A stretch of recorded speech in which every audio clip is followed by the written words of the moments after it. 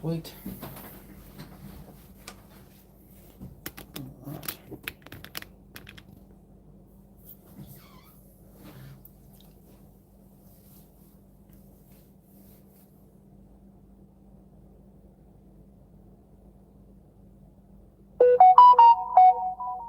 Alright, perfect. Sweet.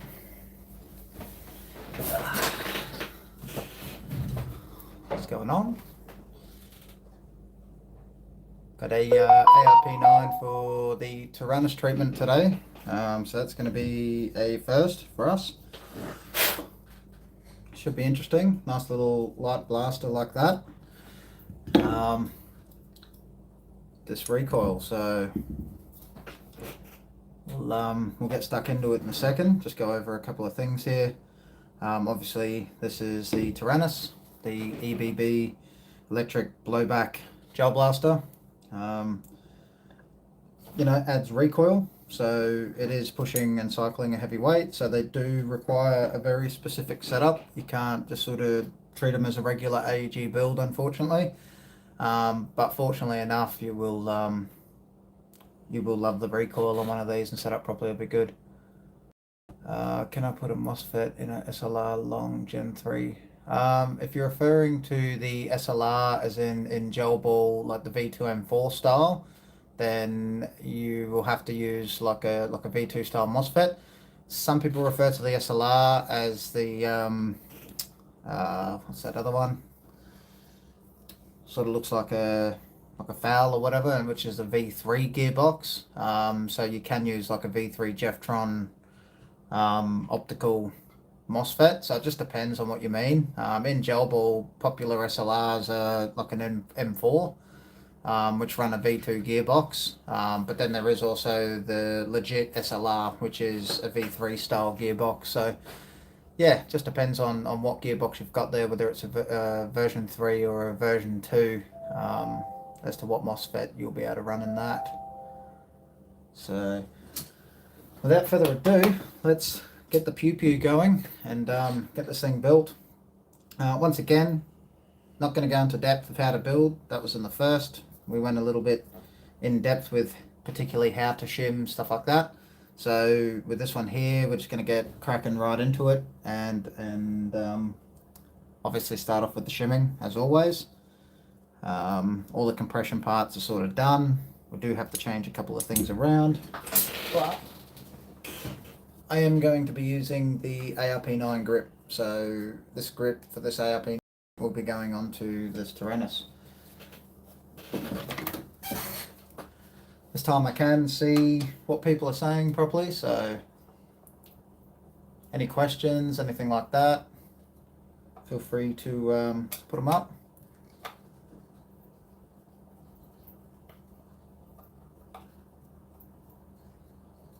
Sorry, just off camera here, I'm just unscrewing the grip real quick.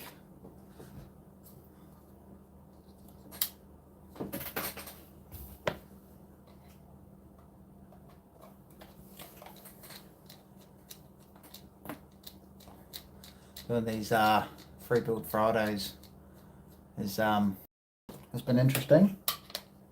Glasses like this one here, that, you know, a Taranis in a Arp9, which can be something different. I like doing things that are a little bit different, just not too different, as Mr. Bossman knows. Working on things that are from 2018. Gel blasters have come a long way, like in the last sort of 4 years or so. Completely different to what it used to be. We've got people that have left the sport back then that have come back in, and they're blown away at the changes that have been made. You know, working alongside airsoft style companies and things like that. So pretty cool. But you know, it'll still never be airsoft. Same thing, which is awesome in its own right. So obviously we've got a little bearing. So if you've ordered a Taranis from us, it'll pretty much come with all the compression parts assembled. So you'll have your bearings, your linear bearings here, along with your piston, cylinder head, etc. It will come with the little sleeve for your barrel. Everything will be in there for you to assemble. I have a dream. I want a Taranis and an LMG saw. Never say never. Always worth a bit of a shot. You guys should do more DSG builds. We've done a crap ton of DSG builds, but I fully agree. I love building DSGs. At Azrael's here, we've probably built maybe 80 odd DSGs, which, you know, for gel balls is quite a bit. We've got one particular customer who has 6 DSGs that have come out of the shop. He's a bit obsessed, so once people sort of have a taste of a DSG, they continue. And the last free build Friday was DSG as well. So we're trying to aim for something different, sort of every free build Friday. In the next sort of 5 to 6 weeks, there will be something very different. We'll do a free build Friday of a TSG. And then gel ball, obviously we're not going to hit high FPS numbers and things like that, but it'll be good to give it a crack and see what we can get. The last DSG attempt I had, which mind you is gel ball, was only 230 to 240 FPS. It was cycling, well, the Levi was cycling at capped at 100 RPS, and that's obviously with an Apache, so not off a tappet. And that was a lot of fun, so the next attempt should be a lot better. Yeah, LMG saws were, there was one back in the day that came out with the Gen 8 gearbox. Super plasticky, really lightweight, didn't feel the greatest.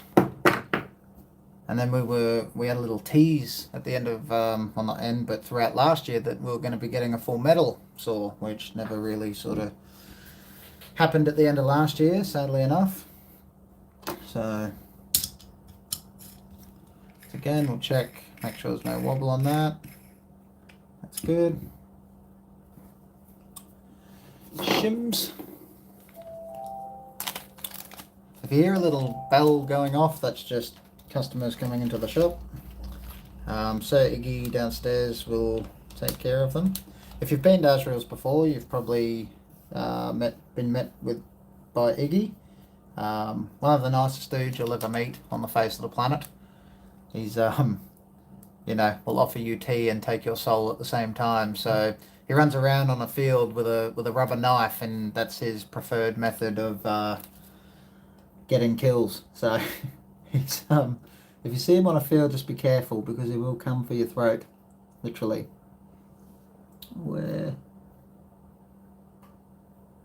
are they? I need a 0.25. Give me a 0.25.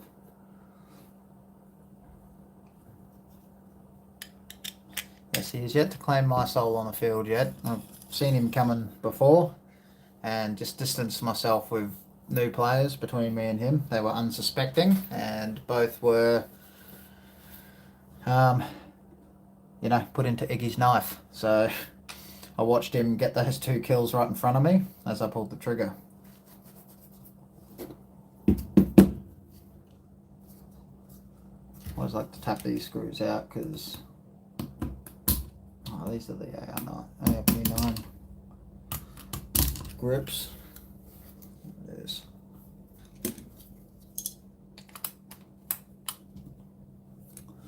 we are using so there's quite a few different variants of the N52 motor. This is I believe it's a 28 or a 30 TPA armature, 15k RPM on 11 volt motor. So it's all muscle, no speed, which is exactly what we want for this sort of build. I'm not going for rate of fire. We are going for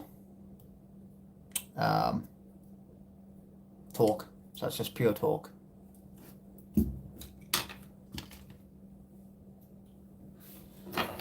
This one. Let's get our grip screwed in. So before I do that, yeah, it's missing that. That's good.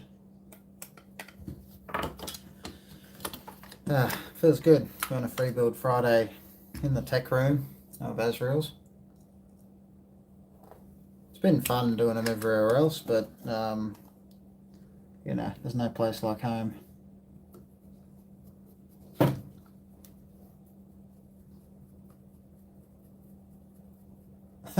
The Gooch. Sorry, I just seen your name there. That's good. I like that. Iggy downstairs is we're in discussion at the moment of doing a LMG for a Milsim event that is just going to be, you know, maximum ammo capacity, just built for reliability, 12 rounds a second.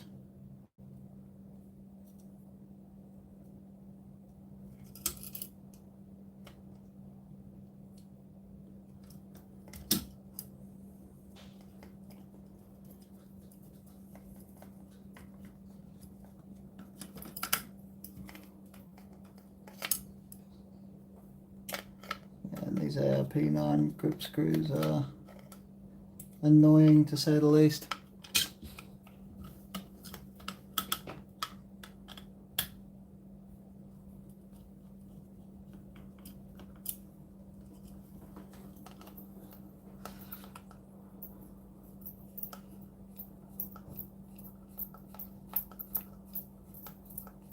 There we go.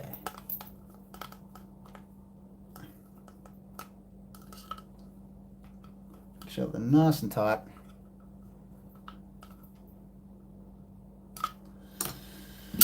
Oops. Move this off to the side. Next thing I want to do is magnetize it.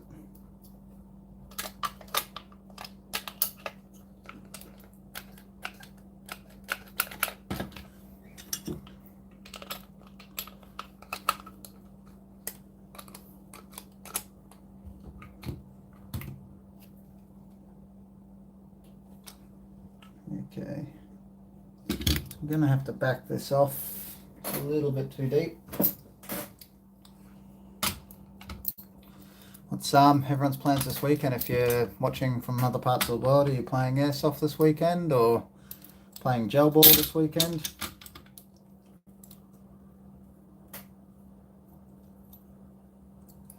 Alright, so that's backed off now. Just make sure that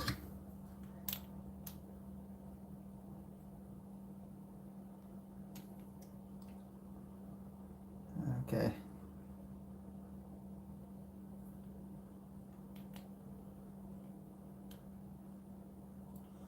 So the problem for this one here is this end cap doesn't actually fit. So that's why I couldn't fit the motor in the grip just now.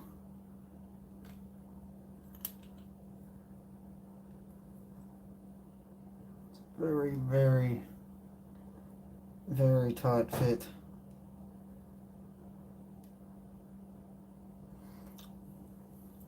What I might do is just bevel off the inside edges ever so slightly just to help that sort of sit properly.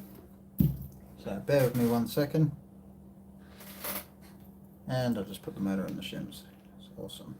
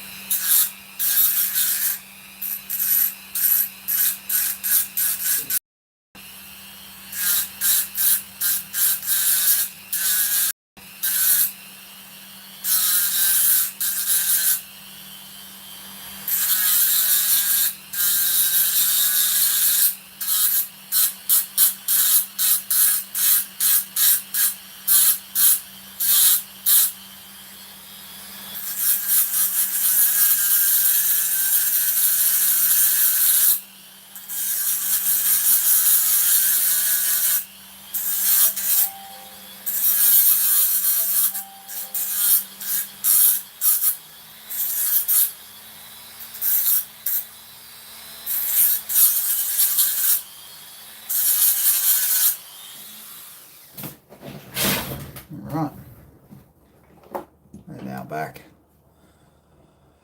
For DSGs, do you guys know how to get consistent FPS? My M160 DSG is like 350, but it's kind of plus or negative 10. So are you talking airsoft or gel ball with perfect air seal and everything and correct volume? So if you're getting sort of inconsistent FPS, if you're using a tappet plate, it can be like a PME on the tappet. So you could be getting like slight PME on the tappet. What's your rate of fire on it? So what sort of motor are you using on that DSG? Okay, so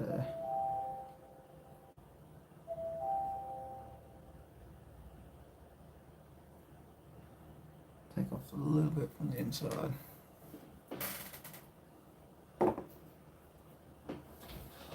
Nozzle seal is perfect to the bucking as well. I'm not sure what else I can check. Tappet timing is as good as I can get it to. Yeah, it's got to be some form of some sort of PME. Generally with your tappet, could be a piston PME, but I doubt it given that you've probably short stroked it. An M160 would have a reset time on the piston that would be, almost instantaneous. So I'd PME on your piston. Um, So my bet would be it would still have to be something to do with the tappet. So either the tappet's not returning all the way forward into your bucking and sealing properly, or oh, Warhead 30K. Are you using? So you're on a tappet Warhead 30K using like a Leviathan optical or sometimes the warheads because they have their own inbuilt active brake. Could you do me a favor? Could you take the warhead out and drop in a brushed motor of any kind just for testing, and just give it a go on a brushed motor because warheads on tappets, specifically on DSGs, can have so they'll basically reset the tappet at different points because of the active brake. So you'll notice that your piston will finish at different points with a warhead sometimes. So I found that when I did DSGs like on tappets with warheads that I'd have to have like 11% active brake activated on the Leviathan um, for to have a more consistent FPS because I was getting inconsistent FPS purely down to the fact that the overspin that the warhead was creating on the tappet would cause an issue. So as soon as I'd swap back to a brushed motor, I'd get higher FPS and I'd also get more consistent FPS.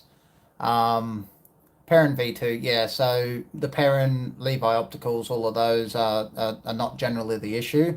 The issue can be just with the warhead that it does have a funny sort of timing. I had to play around a lot with the release of the tappet. So, like the tail of the tappet. Hold on, let me just. So here's a tappet that just came out of a blaster that this is an old tappet, so it's been used for about 2 years now. And this customer in specific went tappetless.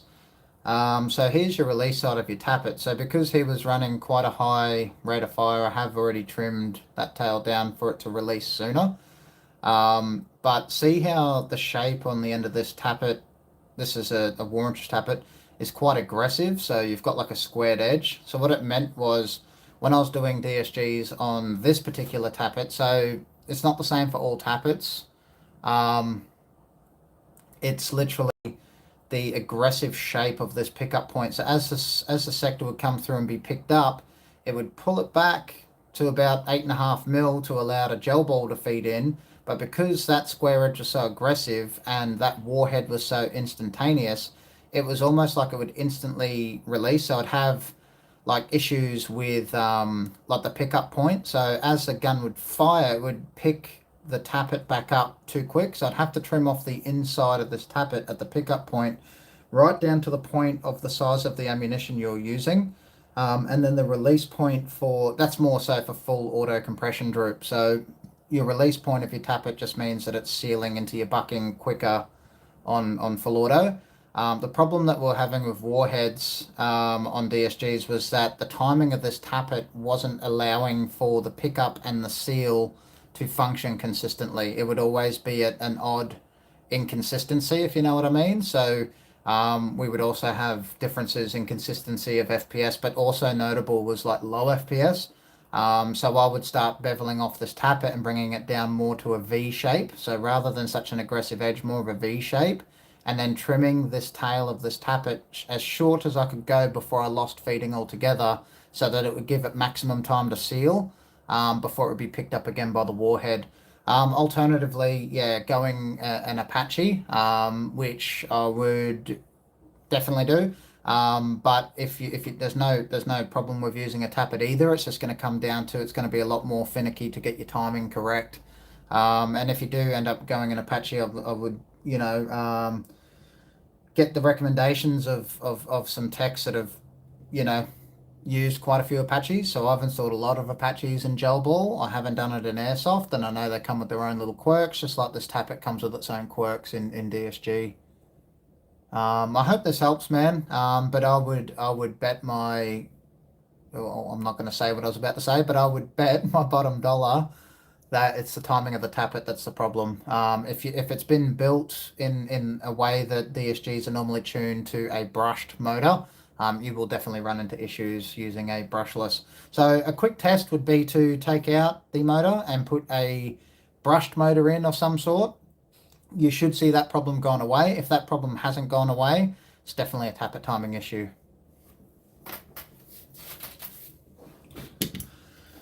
I do need to just open this out just a little bit. I want to actually go Apache. Yeah, man. They're an awesome bit of kit. Take a little bit to tune them correctly. Once you get them tuned correctly and you get your head around them, it's hard to go back, to be honest. We still get people all the time want us to do builds on tappets and things like that. That's fine. But Apaches just make things so much more easier now. And that's just because we got sicker timing tappets for DSGs. So, and we're talking 56 RPS DSGs. So you'd get like semi would be like 320 FPS or something, for instance. And then your full auto would droop down to 280, 290. Got to buy an MPX off my dad and get it looked at. Supposed to be a nice build, but it's having nothing but a crap time, so I want to get it off his hand. Oh, nice. Yeah, an APS MPX. Yeah, man, try your old motor. Just see how it goes. Because funny enough, like the first time I ran into that issue was when Warheads came out. So had a customer who had an 18K ASG Infinity motor on a DSG, and he's a speedballer. He'd been running that DSG for quite some time.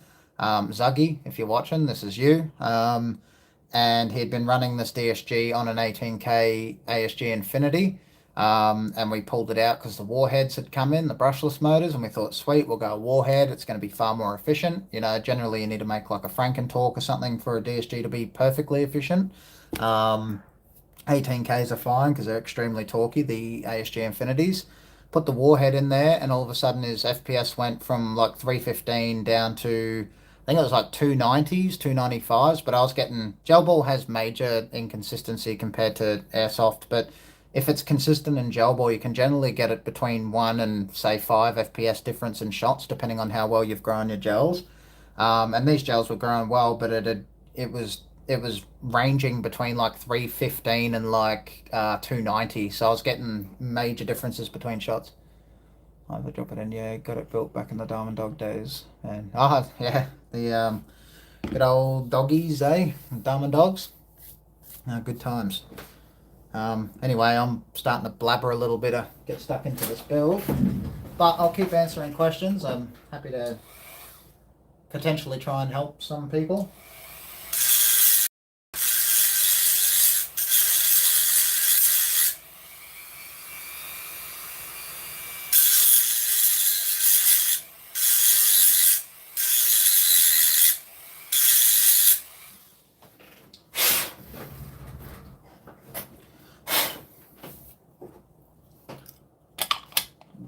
Two.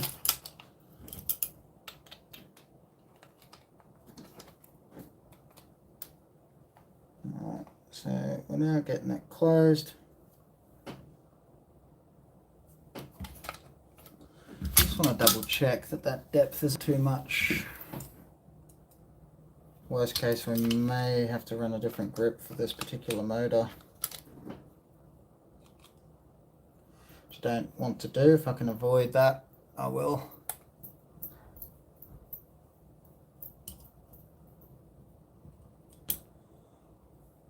What is that, like 2 joules? Yeah, so Don't gel balls weigh more? Yeah, gels are about a 0.20, like Stealth is saying.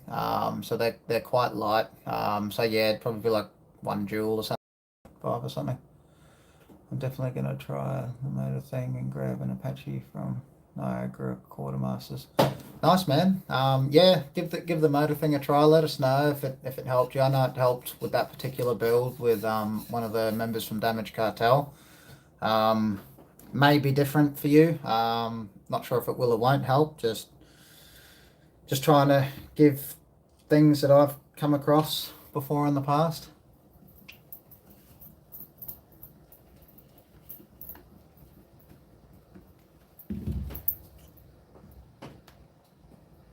Oh, Jesus.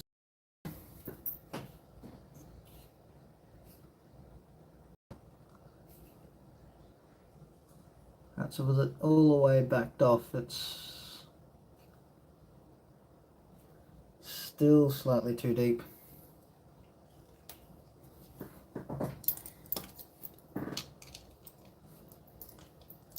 Just see. Yeah, it's tight in there, I don't. So these M52 motors are a little bit bigger than your typical V2 480 motors. And it looks like in this particular grip, yeah, I can't even turn that, and that's all the way off. Unfortunately for this build, we may have to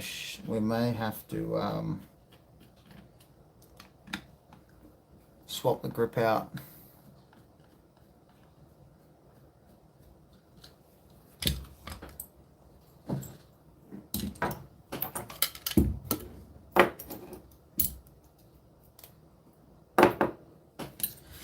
This particular grip unfortunately isn't going to work with this motor. Being a Taranis, we do have to run a specific setup. Typically it wouldn't be a problem, but they are a rather large motor. Eventually if my shell cracks, I'm going to grab an Aztec shell too. Nice, man. Even if you get it built, it's always good to know how to fix, in my opinion. Yeah, 100%. As the boss man would say, 100%. I wouldn't say that. He reckons he wouldn't say that. Jacob, you know he says stuff like that. You've witnessed it.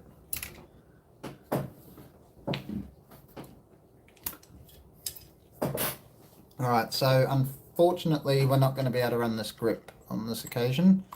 I don't want to alter his grip too much. Alternate hardware anti-reverse latch. Well, sir, Stealth Medic. Oh, you're talking about the housing failed for the anti-reverse latch. Yeah, classic Gen 8. I got my first Gen 8 from a company called Chainsaw Products. I think they sell like ball gags and things, but they started getting into gel blasters.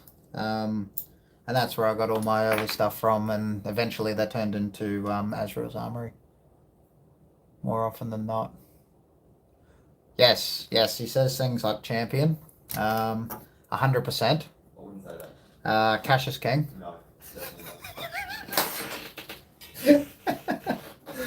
Oh, God. sit on a throne of lies.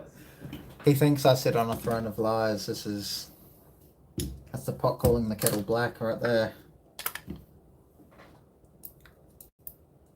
You know, us Canadians almost lost our soft entirely. I know, man. He's almost joined the good old Australian Communist Party.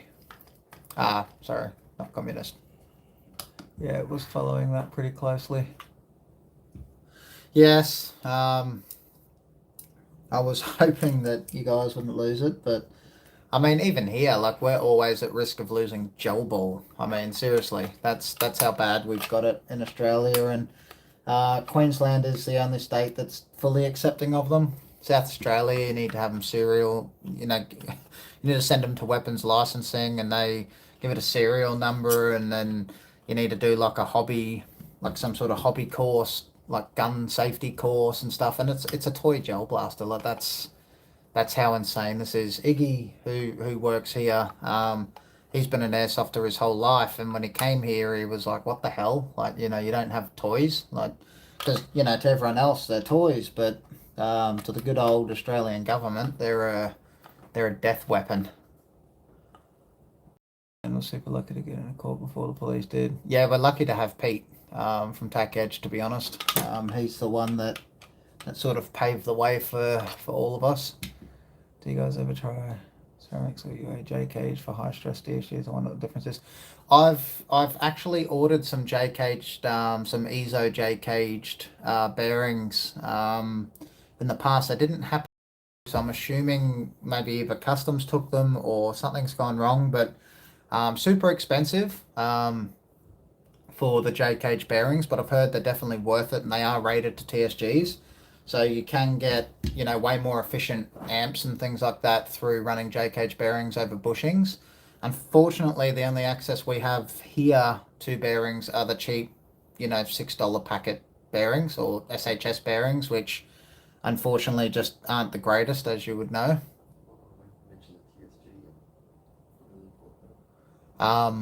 So yeah, I wouldn't mind the TSG gear that we're doing at the moment. So I know TSG gears have been out for, you know, roughly just over a year. But we are making one for gel ball, and it is Apache specific, so it is tappetless specific. So you don't have to worry about timing of a tappet. It is a self-timing system. That would be very interesting to give a run on some J-caged bearings, because I've heard nothing but praise for J-cage bearings under high speed, high stress without blowing the bearing. And the amount of resistance that they free up compared to your typical bushings is meant to be day and night difference. So I would love to get my hands on some. I'll be getting one first type of blaster outside of the norm. I'll be getting one first type of. Don't use SHS bearings, you'll lose your gears. Yeah, man, a lot of us found that out the hard way, you know, 3 to 4 years ago. Hence why, you know, most people will go bushings and gel ball. Like I said, because we don't have access to any sort of decent bearings, to be honest. Oh, look at that. See, motor goes straight in.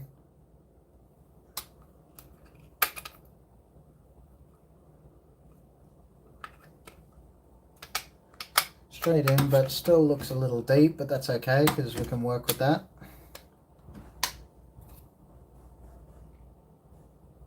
And I've got a little bit of play on there, so not testing for that just yet, just making sure that we're not too deep on our pinion. Loves my blaster, but it made some weird rattling after a while. Bearings are gone. Yeah, good old bearings. Good bearings, like Claude is saying. Yeah, I've heard nothing but praise for, to be honest.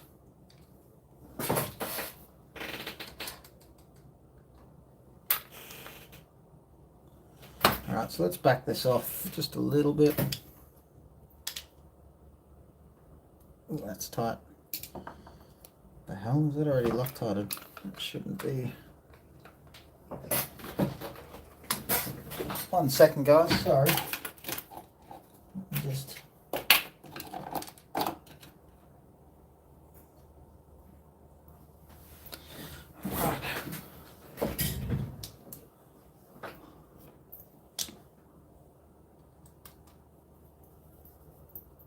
I've heard the same, but they get so expensive for even the small bearings we need. Yeah, they're about $60 a set for sort of your lower end good J-cage bearings. So, you know, they range a lot higher too. Funny enough, some of the old King Arm JG guns bearings, the interface flops around and loose gears move horizontal axis. Yeah, right. That sounds amazing. Yeah, we've got like basically Chinese style bearings. They are terrible. Let's see if I've got some here. So like these ones here. Oh, hang on. Focus. So these ones here are like $6 for a set of 6, something like that. Yeah, they blow out real quick. Like you said, that little inner face in there just disintegrates. I would love to get my hands on some JKs. That would be really nice. Boss man, if you're listening, cough cough. Floppy gears is something I'd hate to see. Yeah. Yeah. Yeah, that couldn't be a good thing.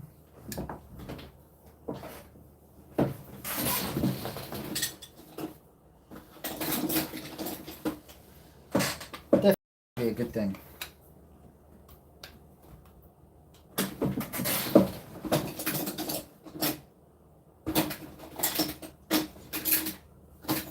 One second, guys. I'm going to have to heat up this Loctite. For some reason, that's Loctited already.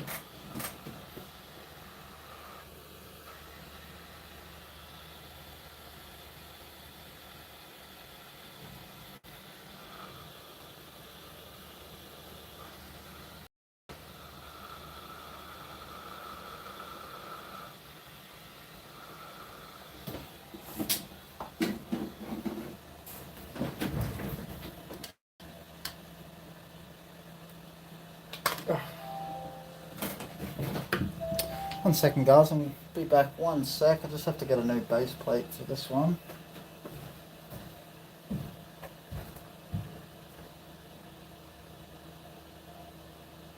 Hey, Pat.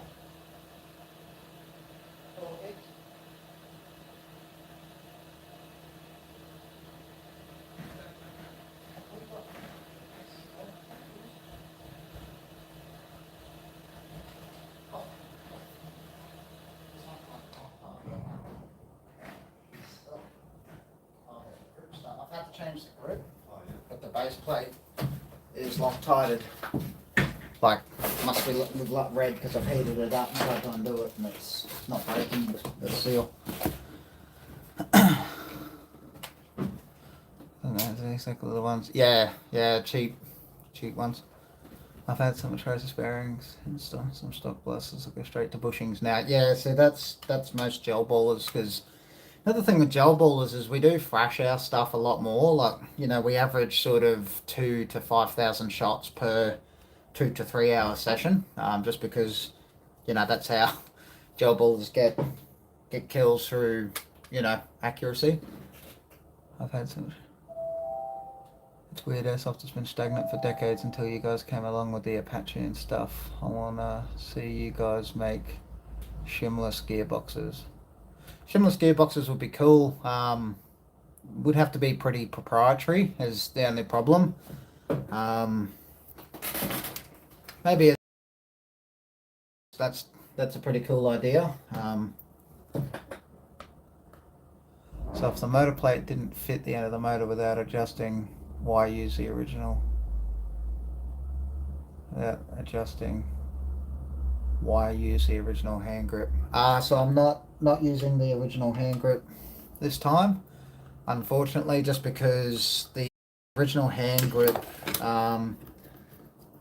these motors, these N52 motors in particular, are really big. They've got really big like end bells, and it just pushes the motor super deep.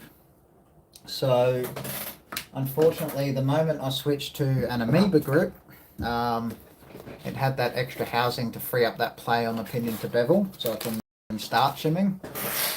So just going to go brand new amoeba. That one is just a test fit. That's one we've got here.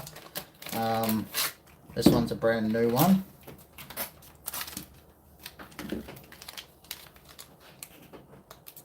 When Brent first mentioned that they were doing tapetless stuff, I did a lot of research into it, and G&G tried twice, gave up, multi-million-dollar company, couldn't do what Brent did.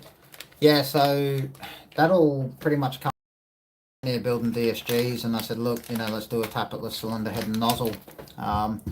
So Brent was like, what? And because I live in the airsoft world, exactly what you're saying, the G&G one was pretty much the concept video that I showed him.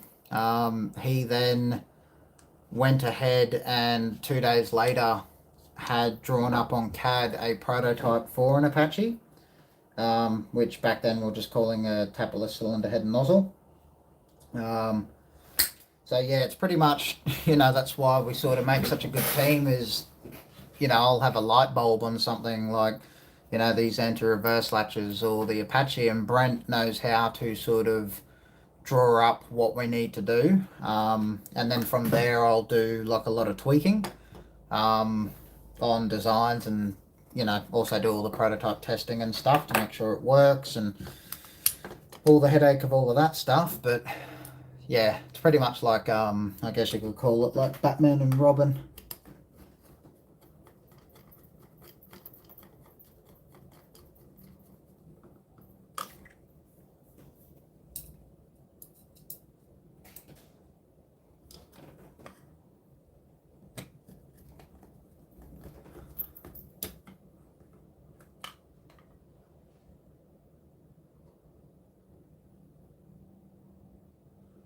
No, that was, yeah, I remember when you said that in the chat, but that was when we had already drawn up Brent had already drawn up the design. But yeah, it sparked up from me sitting here with one of these, and it was actually on Rob's gun. I'd gone through probably 5 tappets on this particular DSG trying to get rid of full auto compression droop, and I just went, stuff it, let's do a tappetless cylinder head and nozzle. And he's like, what?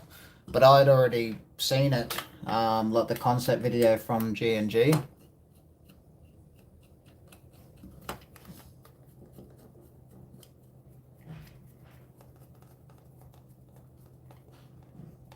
So yeah, it started from frustration of these and building so many of these on DSGs, and specific at 36k 9s, or 18 to 1 DSG, however you want to call it, and got sick of timing. So get right down to the point where you lose all your feeding. Yeah, that post of that CAD file was probably a week after we had already sort of started doing it. That's when we sort of let all the assassins know what was going on.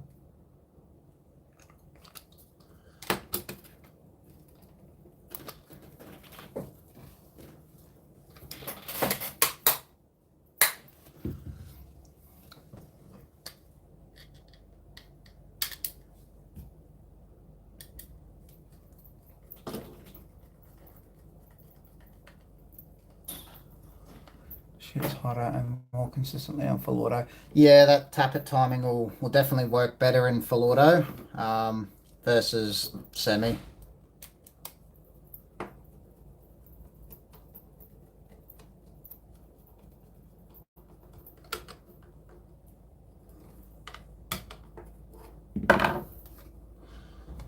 So purple is free. Let's back that off.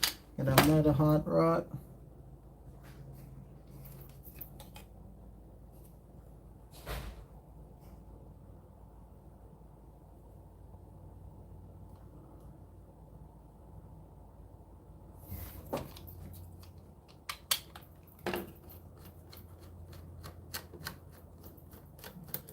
Yeah, it would have been a sad day if Canada lost airsoft. It wouldn't have been good.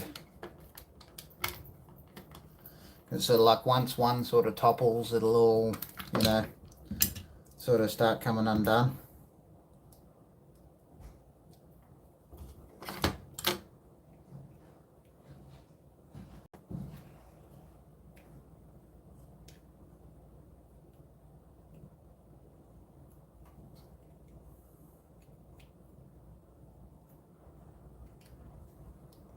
Alright, let's just...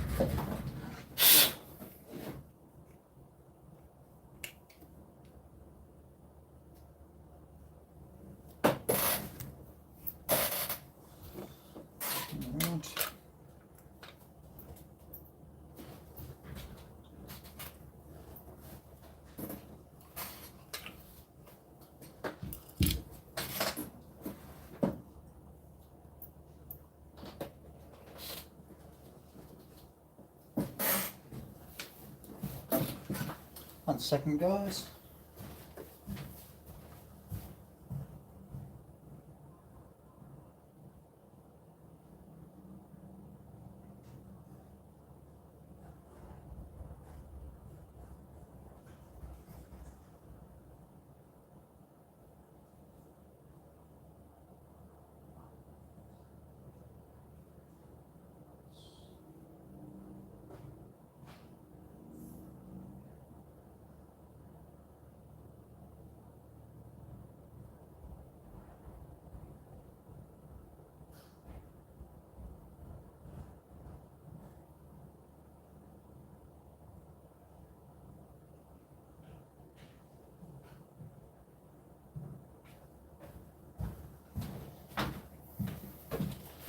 Sorry about that.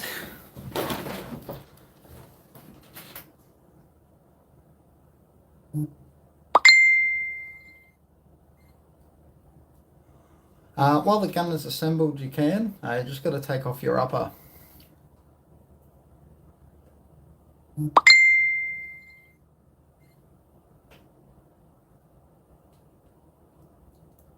Gonna ban toothpicks, yeah. New South Wales is like that here. Anything shaped like a gun, like even PVC pipe, you can get in trouble for.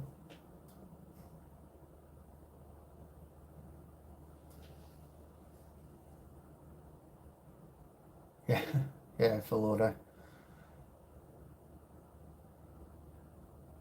Yeah, semi's like turning a light switch off and on. Stock motor would hit. Probably because of the low torque it had. Yeah, low torque. A lot of people used to make Franken torques for DSGs until the brushless motors came out.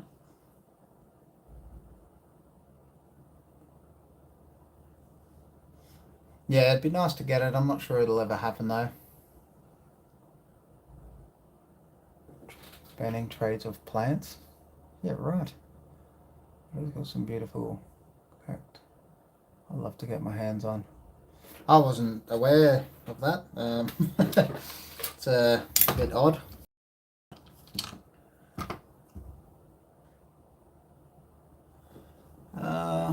We may need a 0.2. There we go.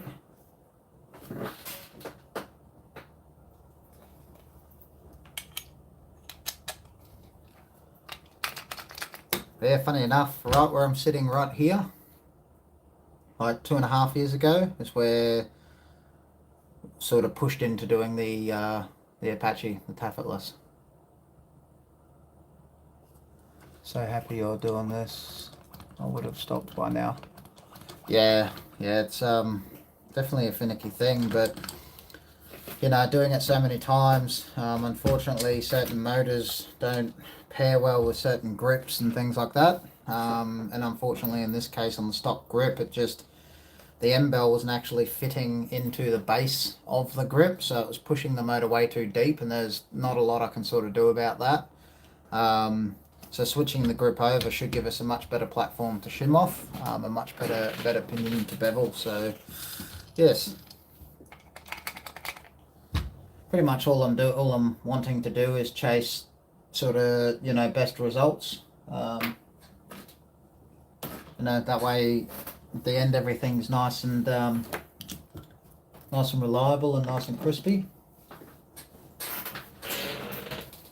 There we go.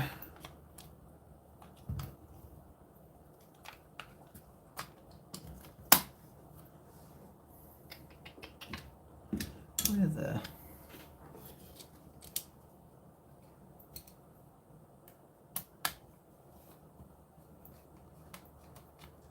Yeah, they got massive collections there, some of the rarest. Chilean cacti hoarders live in Oz. I loved working on buses, but I've got no space for it right now.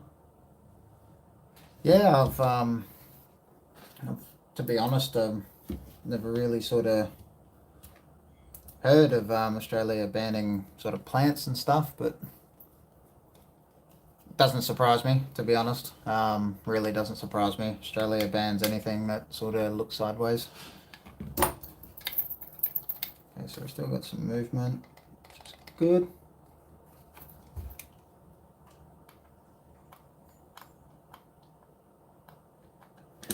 Now let's take the grip off and see what we've got on the other side. Yeah, working on blasters is obviously very therapeutic. I've built maybe 400 or 500 over the last 4 years or so. But you know me, man. Have some mental health issues that building blasters helps. Which has kind of led to like the Apache and lots of other sort of Aztec stuff. So it's kind of been good, I guess. It's sort of propelled quite a lot. With Brent's know-how and my ideas, it's a dangerous combination. Yeah, we had some big issue with some flora for a while, and they banned a lot of import-export. Yeah, wow. Yes, good old Australia. Not surprised. Not surprised. So, now, let's close them up. So we've put no shims on the other side. We still have our 0.2 on the top side. So now we're just going to check our pin into bevel.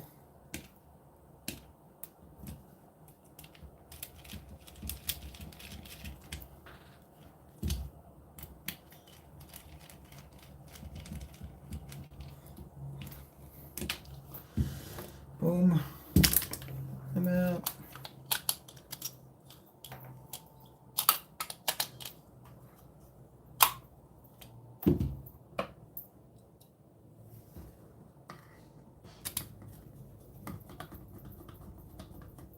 They've got external ones.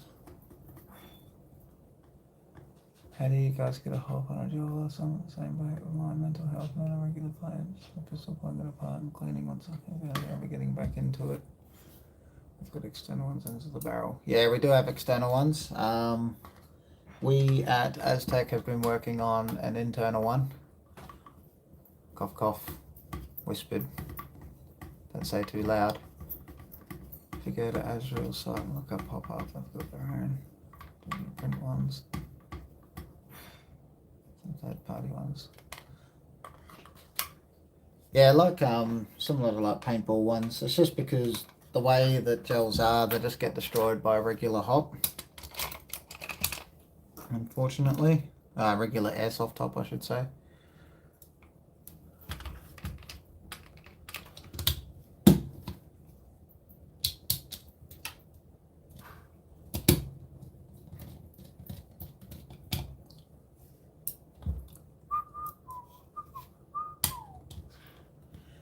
Making a blaster. Oh, can't let my crazy out. I'm a little bit crazy sometimes. Can't help it. It's a little bit.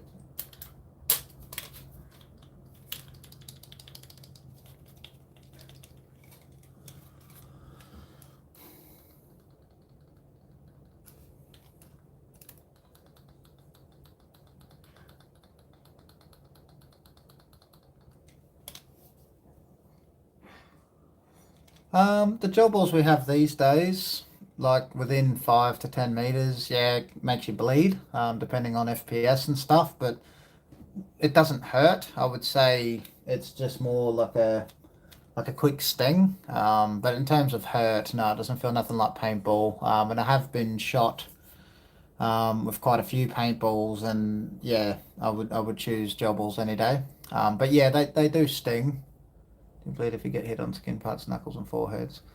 Yeah, there's quite a few bleeders. I shot Boss Man about 8 meters away with 400 FPS with a gel blaster, and it just went black and started bleeding straight away. And they're that hard. You can put gels between your fingers and squeeze them like that, and they just don't pop until you actually scratch the surface of the gel and then pop. So they can be. They can feel pretty similar to like little rubber balls, but yeah, they do nonetheless pop on impact. So, maximum range with them is about 45-50 meters. Effective range where you've got like a dinner plate size grouping is generally 25 to 30 meters. So they've not got the range of airsoft. They're like airsoft's ugly cousin. I've still got a mark on my stomach from one. Yeah, we've had quite a few doozies here at the shop. We've shot each other quite a bit.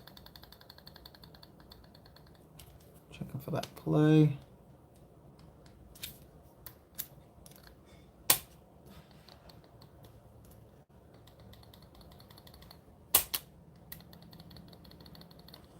Right, so it looks like 0.2 was good.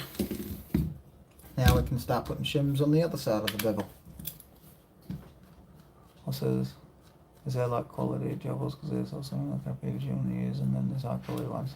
Yeah, like Stealth said, yeah, we've got some really terrible gels. Ones where you fire them and most of them pop and break and splatter, like just coming out of the barrel. And then right down to like your, like I'll grab one and do a squish test and show you.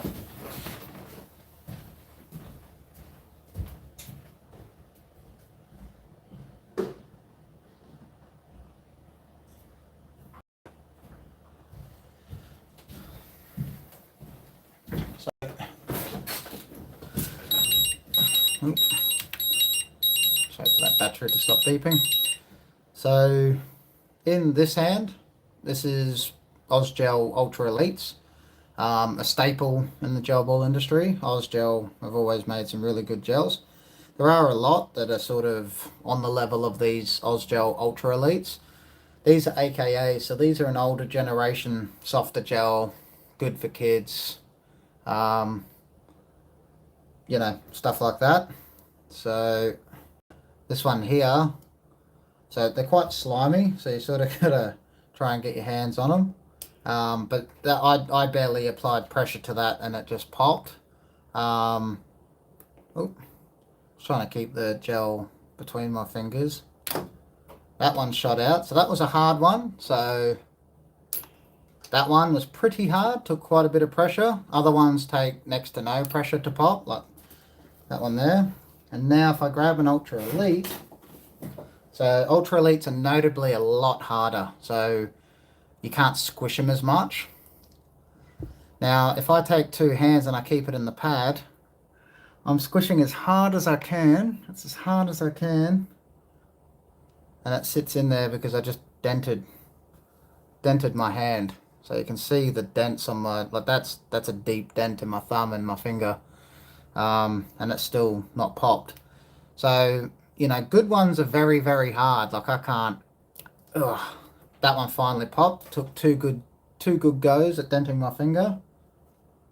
But on the other hand, if you have something sharp, you can easily pop them. So if you nick the skin on the gel, they just pop straight away. So you got to make sure everything's nice and smooth and stuff like that. Ugh. Yeah, very, very hard, the Ultra Elites. They're a good gel, especially if you're running like high rate of fire and high FPS and stuff. But yeah, we'll never get the accuracy like or grouping that you guys get. Perfect shimming there, lad. Thanks, man. Okay, guys, I'm still amazed at my SLR I did. Oh, thanks, bro. Appreciate that. Do you think if airsoft was allowed back in Oz, people would just switch back? Wouldn't be a night, but it would happen. It would be something they should parts and blasts and people have them. I mean, that looks like a rubber ball. Yeah, they're like little rubber balls, the Ultras. Pretty cool. Sit back watching you build my ARP. Yeah, nice, man. Don't worry, bro. We'll get this ARP singing really nicely. Where was I? I was shimming out the other side of the gear. So yeah, the good ones are like little rubber balls. Till you sort of scratch the surface of them. Have them. Yeah, I do think people would switch back. Majority of people, but then you'd also have a place for gel ball with like indoor CQB. It doesn't leave BBs everywhere. You know, they disintegrate and shrink back to nothing. And little kids, awesome for little kids to sort of get into it. But yeah, I think most of the gel ballers in the industry would sort of instantly convert to airsoft, which, you know, is just a tappet plate, cylinder head and nozzle, mag, and hop unit. So very quick, easy conversion. I'm not going on the outside. Same soft internal. Yeah, that's right. Harder outside, but yeah, soft internal.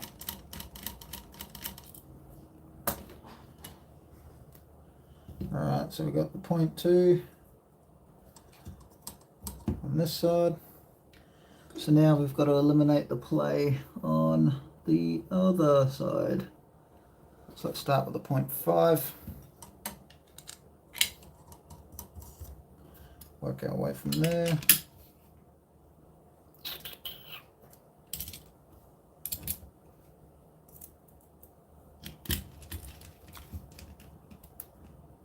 Keep distracting him so he gets his ARP slower. Yeah, I'm a bit of a blabbermouth, man. Like, I'm known for I like talking to people and mingling with people, so I can get a bit carried away sometimes.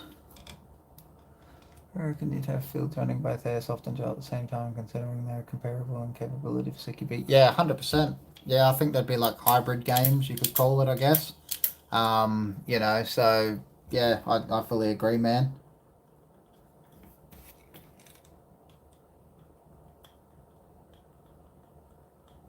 Right, so we've got about 0.1 mil of play there.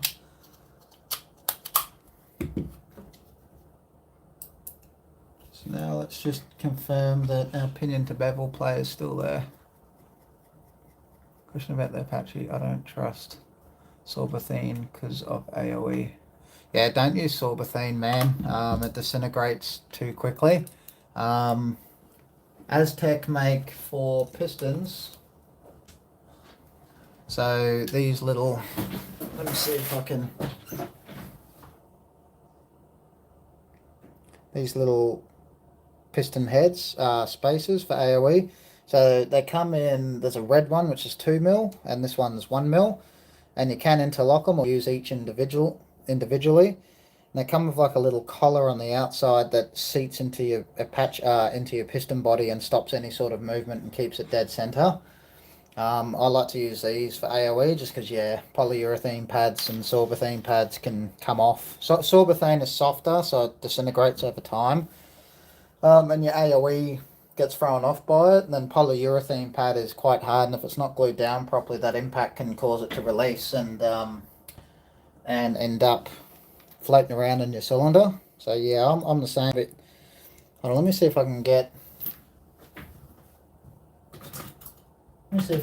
a piston head that's got the, what is it? So Iggy, could I please have a new Aztec piston head with the metal washers on them? Those, yeah, the red and blue.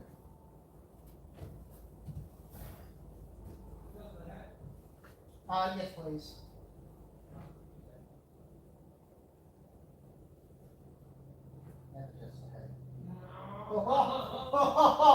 Never just the head, Iggy. Never just the tip. Jesus. See the shit we get up to? Like, the stuff we say here is... What was saying is... It can just be corrected by a piston head. Yeah, the AoE can be corrected by a piston head. It gets included, but as you can see here, we have a Aztec piston head. So beveled 45 back to decrease vacuuming on return of longer barrels and DSGs on the O-ring. So brown Viton O-ring. Now if I say undo this, alright, there's your piston head, regular piston head. That's your little collar right there. So that's a 2 mil. Has the Apache been revised, or is there only one version? I want to make sure I get the latest version of it. So yeah, there is the latest version, which is the only version you can get. So it's had 3 or 4 revisions since it was released in Airsoft. And what's being sold now is the latest revision. But yeah, this is a 2 mil AoE spacer and a 1 mil. So you can use like a nylon 12 mil washer. but we've gone ahead and made some really light CNC ones. So that's 2mm, that's 1mm. You can interlock them, as you see, they sort of go together to make 3mm. So say you put this 2mm one on, it actually locks over the nub of your piston head, and then this little collar sits one way over there like that, and so that's your piston body. So this one's already been JB welded in and AOE'd. So there's your piston body hole, that collar there.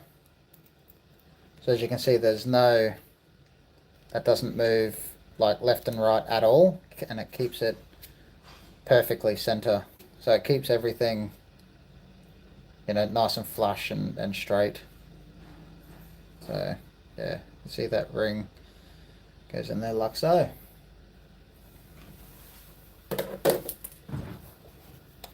I'm the same, man. I prefer to do my AOE on the piston. Just eliminates any chance of a Sorber pad disintegrating or a polyurethane pad coming undone. Holy crap, I'm an hour in and I'm not... Shit, I am talking way too much. This is all your fault, Claude. No, I'm just joking, bro. So what was I doing? Oh, that's right, putting this back on.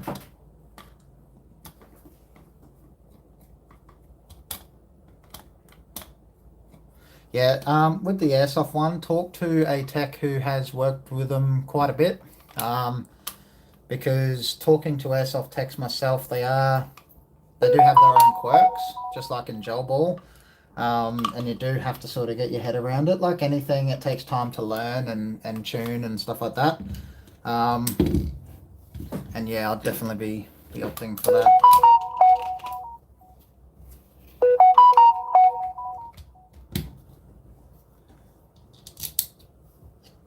Is there something I can do to the piston head to reduce vacuuming? Yeah, so you can bevel off your piston head. So where your O-ring actually sits.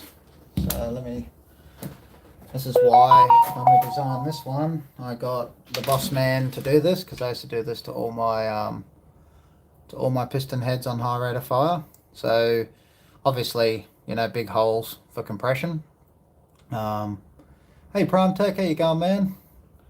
But I'm not sure if you can see it. Let's see if I stand up. So if you have a look on this face where the O-ring sits in there, so on this back face, you can see it's like on an angle, it's not straight, and that helps reduce vacuuming, especially on longer barrel setups of higher RPS.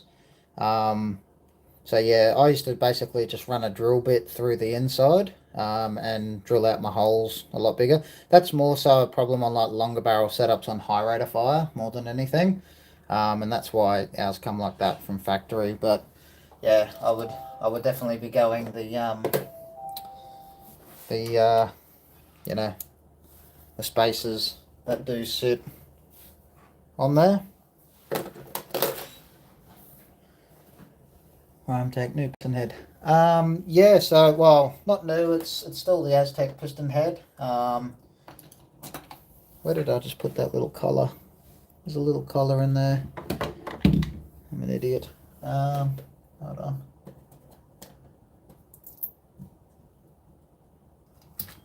Oh, well, man, really got to clean this tech room. It's out of control. So yeah, he was. So Claude was just asking in the chat about, instead of using a Sorber pad, he doesn't trust it and likes to space off the piston head. We've gone ahead and made 2mm and 1mm CNC washers. I used to use like a nylon washer, but they fit. They're stackable, and also can be done separately. So let's go in like that. But there is a little collar that sits on the outer of that fits perfectly into that to keep it all dead center. But yeah, same sort of piston head design, just some tweaks for AOE adjustment. This one here's had the half tooth cut on a 45 and been JB'd, but that's not obviously not going in this one, being a Taranis. Alright, so let's see if the pinion to bevel's still good.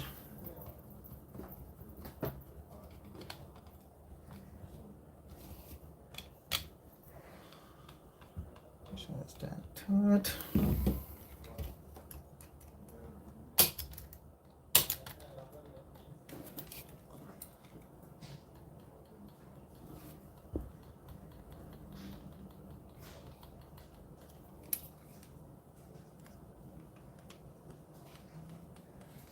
Right, so I still have my movement left and right. Still have that. Alright, sweet. So 0.2 one side, 0.5 on the other.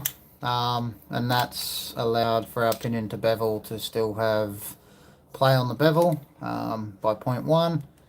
So pinion to bevel now shim. Let's move on to the spur.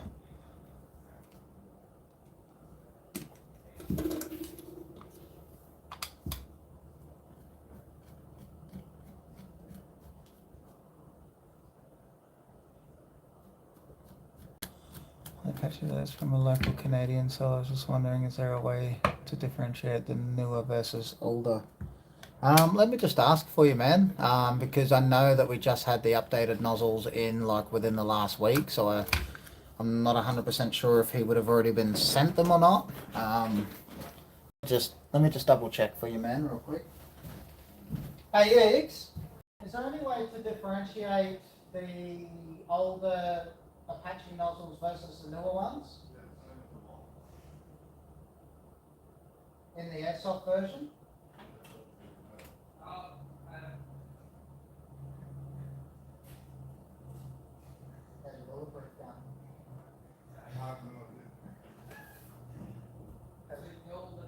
Yeah, because I've got a guy in Canada that he wants to buy one, but he doesn't want to buy like an old Gen 1 if that's all that seller's got. Okay, so if it's blue, Yep. it's old. Okay. Just the nozzle blue? If it's silver nozzle, it's a replacement. Okay, cool. So if it's blue nozzle, It's old? it's old. This is only in the package, in the actual package. Yep. Because we do sell different size nozzles, which is still blue and they're fine. Yep. But for the original airsoft ones, the nozzle was blue. Yep. And our replacement nozzle was silver. Silver. And just as a caveat on that, our replacement old airsoft Apache is inside the silver. Okay, so the latest airsoft So Apache. as long as he sees some silver on there, it's good. Okay, cool. Alright, I'm just doing a live.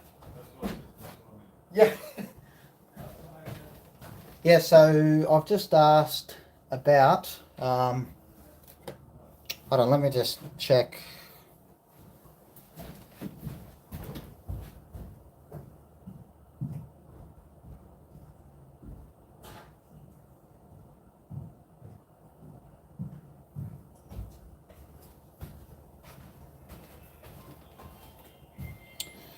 Sorry, man. Yeah, 18, not 18.39.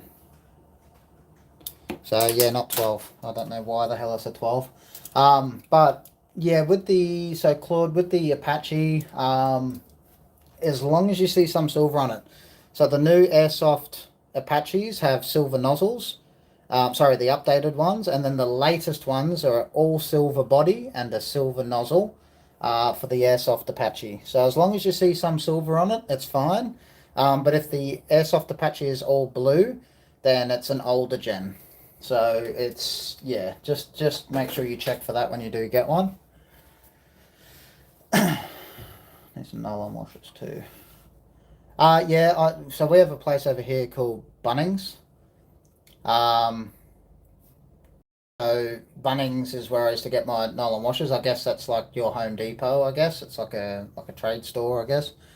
Yeah, I don't know why, man. It's like a typo, but a verbal typo.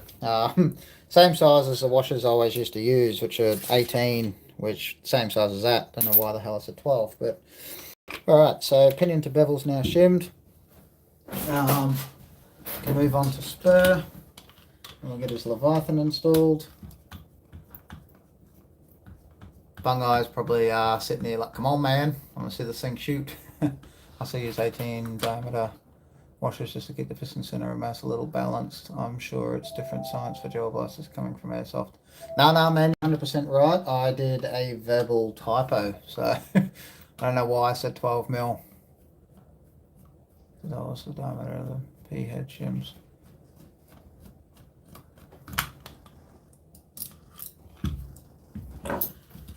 Right. So now we don't need that motor anymore for now. Let's set this grip off to the side.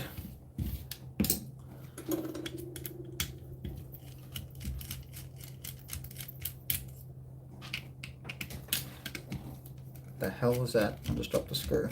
No, it was a gearbox screw. I still have my first release Apache though. It's been modified to mitigate issues that users were experiencing at the time. Yeah, man. In gel ball, goddamn, I spent 9 months before we released the gel ball Apache just going over all the quirks and all the little issues that they had and blah blah blah. And now the latest gen Apaches are phenomenal in gel ball. I can't speak for the airsoft version as I haven't worked with the airsoft version at all.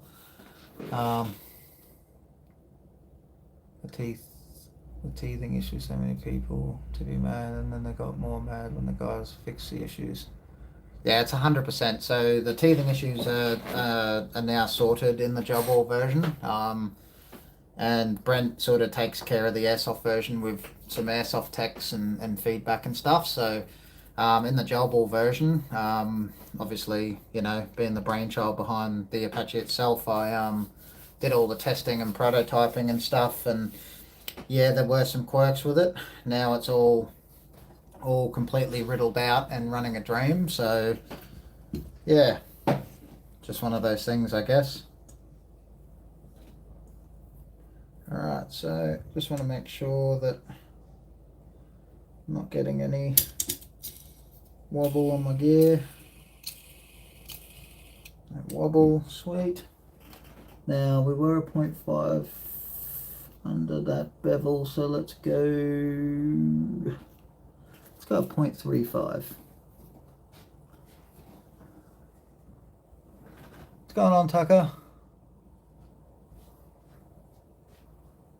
Yeah, they've had their fair share of teething issues, but all we can do is work with it, stick with it, and stand by it, and that's what we've done to the point where, you know, now it's undeniable that there's hundreds and hundreds, if not thousands, of Apaches being built. What gel blaster are you building? So this is an ARP Taranis, or an EBB, so electric blowback blaster. So we're pulling back a 200 gram piston. So, you know, typically not something you really want, which is why it's really like low rate of fire. So just a pure 15k high TPA motor. You know, specific springs, things like that, but it just gives this recoil.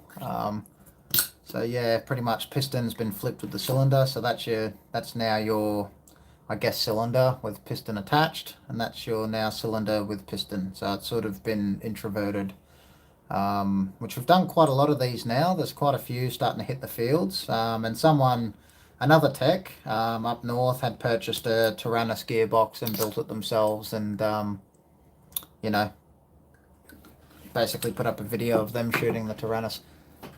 Yeah, Claude, being that you're an airsofter, I would definitely liaison with Prime Tech Customs. Being that he's been rocking with the Apache since the first gen, he would be able to be a fountain of info for you on the airsoft Apache.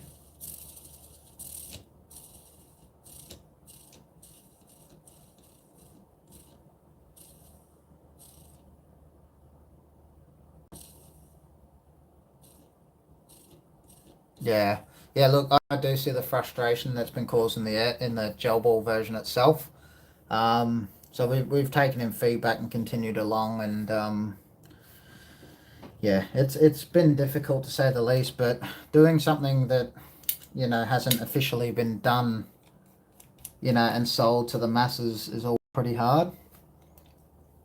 So right now I'm just checking to make sure that I've got at least 90% mesh.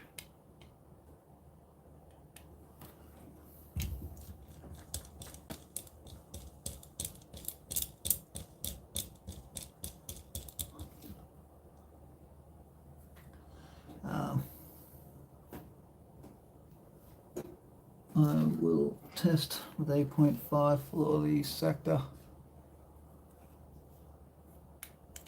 Yeah, gel ball's the same. There's no sort of like regulations behind everything. The stance was always it'll be fixed, but people don't like to hear it, especially Australians.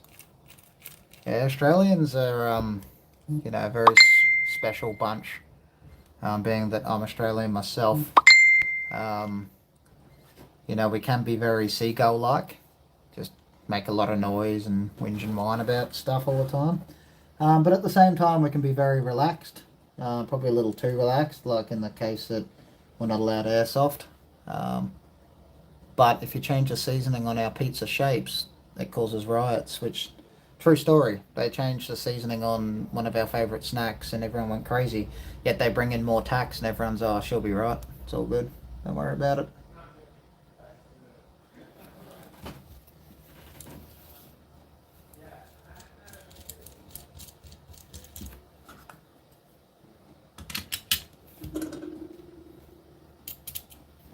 Yeah, Bung's like, come on, man, let's get it done, stop talking.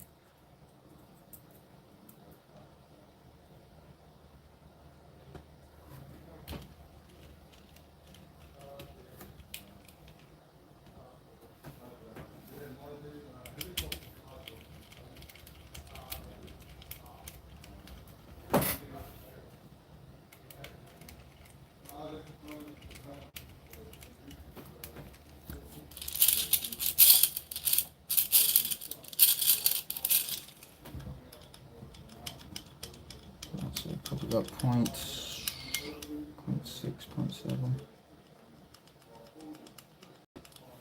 5. Let's go 0.5. I don't like pizza shapes, but that was one step too far. Yeah, man.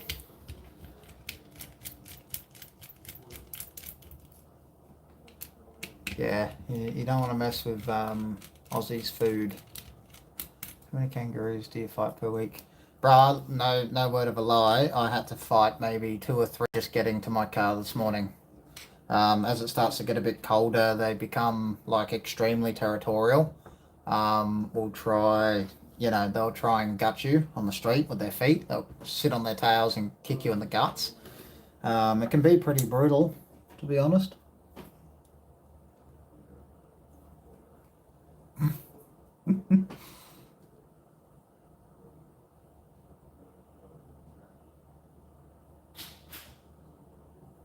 Look, Australia's not that bad. It's just, the things they say about insects. So my missus is from New Zealand. They don't have like a lot of insects and stuff like compared to us.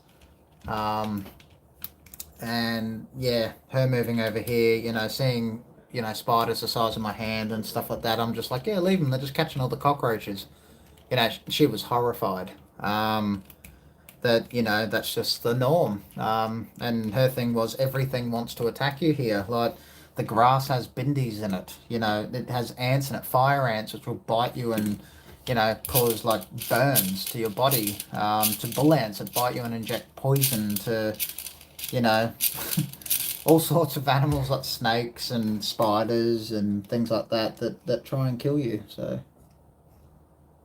Alright, so we've got 0.1 mil of movement on the spur. It's just the sector, which has, let's go 0.2 on that one. Yeah, good country. I would say good people in Australia. Our government's like completely backwards, man. Let's be honest.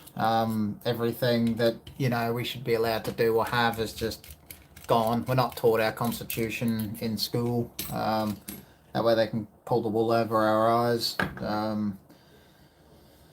Yeah, it's a beautiful place. I love it. Don't get me wrong. I'm a proud Australian, but yeah, I'm not. I don't see it through rose petal glasses. Sydney funnel web scares me. 8 minutes and you're dead. Yeah, Sydney funnel web. So just the other day I had my birthday and a 2 meter, meter and a half long brown snake, eastern brown, went up the back of my fence. So if that bites you, you're dead within 15 minutes. If you're a child, you're dead within 3 to 4 minutes. And they're extremely common. So you got to be careful. Like, even my Kiwi missus, she's like, why do you always shake your shoes? Things like that, because I was bit by a spider as a child putting my shoes on. And ever since that day, I've never stopped smashing my shoes together when I get up in the morning.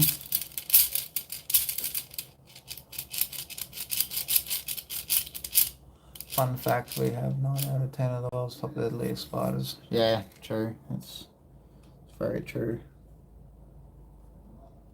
Sector's a little bit too tight.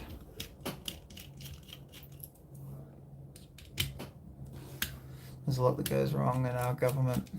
See what goes down. The Simpsons never heard of Osreal. Hey, Mr. Prime Minister. Pretty much, yeah. Look, my siblings were American, so I grew up with American siblings. My mother is British. My wife is Kiwi, and my children are half Kiwi, so New Zealand. So I'm a bit of a bitzer. My father was Australian, so you know, I'm sort of a mix between many things. And yeah, Australians are, out of all of us, probably the most lackadaisical, laid back people, but I don't always see that as a good thing, because it's been pretty detrimental to, you know, some of the bad things that our government's put through. So yeah, it's good and bad. Simpsons got more right than they should have. Using a fixed nozzle, I'll modify mine and press the border. Yeah, so what you're saying about the fixed nozzle, so in Gel Ball, the Apaches came out with adjustable nozzle. I instantly shot that down and we changed it to a fixed nozzle. Fixed nozzle is always better than adjustable nozzle, just my opinion. It's just the way that it is. So yeah, I'll have this one. Yeah, I fully agree, Prime Tech. You know, so me being behind the Apache, you know, it should have never been released with a adjustable nozzle in Gel Ball. I get the idea that Bossman was going for. You know, it just simply 2 threads vibrating off the velocity of a piston is detrimental to the stability of the nozzle. And that's just unfortunately how it is. So in Gel Ball we made metal CNC adjustable T-pieces, so you can adjust your T-piece back and forth to suit your nozzle. And the nozzle that we're using with the O-ring and the rubber that we're putting on the end, you're only micro adjusting this to maintain your mag alignment for your mag well. Alright, so we are all shimmed. So now we can install the Leviathan.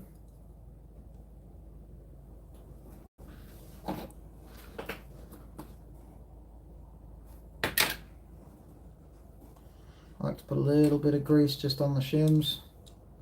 That's why I'm doing other stuff, so it doesn't fly off everywhere.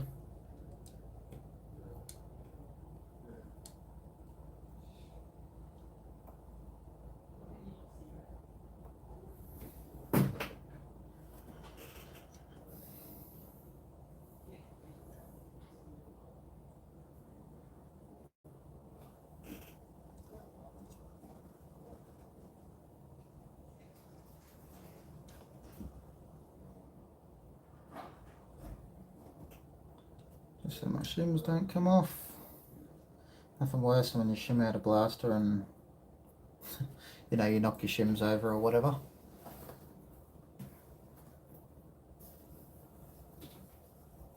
I'm a rather avid tech. I'd like to think how difficult I think it is to understand and build in an airsoft on an Apache. I'm wanting to try building with it. Also, any tips?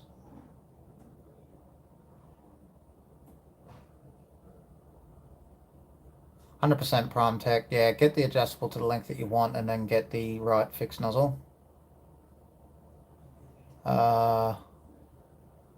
Yeah, look man, in airsoft, everything else is pretty much the same as Gel Ball, bar, you know, your compression parts in terms of like timing. So, you know, your nozzle, your cylinder head, your tappet, all have different strokes compared to Gel Ball. And obviously you hold the front, not at the end of your blaster. And I don't understand a word he's saying. I'm like, I like your funny Words, magic command. 50% goes over my head, but I've done enough to know roughly what he's talking about. Yeah, right. Is it, am I mumbling? Am I slurring a bit too much? I have been known to sort of this sometimes. So if that's the case, I'll try and pronunciate my words a bit better.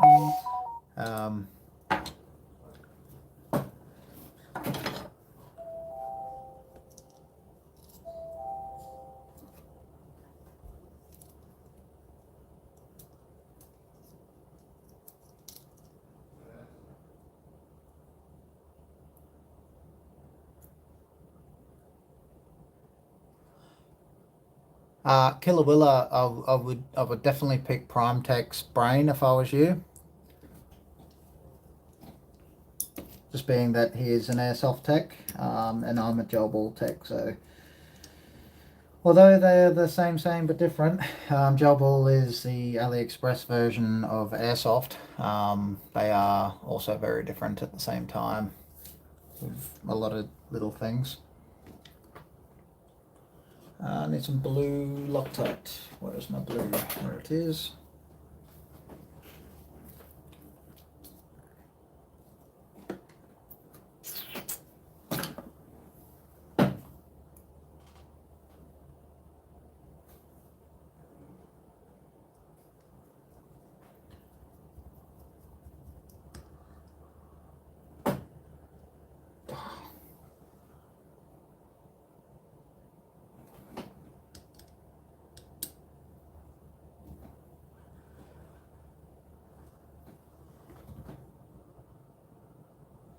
No, I just got no understanding of this stuff.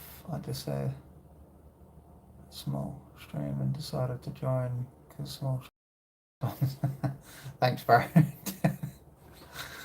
Yeah, I can't wait to see if I reckon it's going to go off. Yeah, so the video won't do it justice for the recoil. So we get a lot of people that come in and ask us about the electronic blowback Taranis. And then they shoot it and did, yeah, the recoil. They're like, wow, I've seen videos of this, but I couldn't actually see the recoil in the video. And it's just technical jargon and people miss or don't get it on the first go round. Oh, okay, yep. I understand everything you said. Alright, man, good night. And yeah, take it easy. Thanks for joining the live. Hey, you gel ballers get more unique pew-pews before us airsofters. Licensing sucks. Yeah, can be true. But you guys got way cooler shit overall, let's be honest. Welcome to the world of gel balls airsoft. Spending way too much money on toys. Standard, not slandered. Yeah. Yes. Yeah, very true.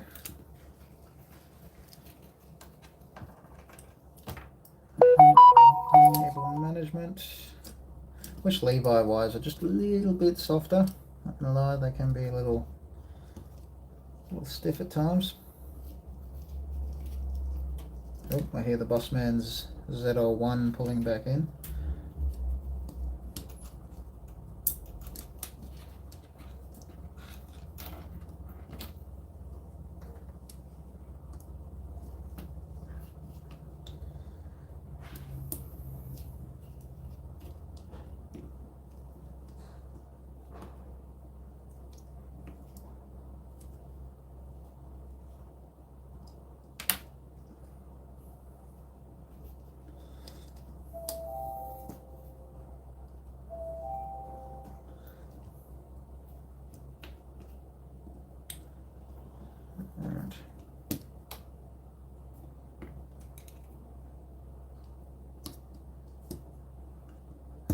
Down.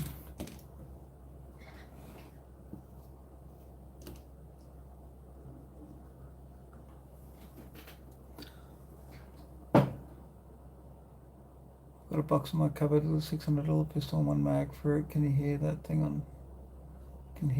on? Stream? Yeah, but this is Australia. You know, it's a $600 pistol here. It's probably, you know, nah. It's pretty crazy some of the prices we pay for shit, to be honest, but it is what it is for importing and converting from airsoft to gel ball and yada yada yada. I've got all these, out of all these glues. What's going on?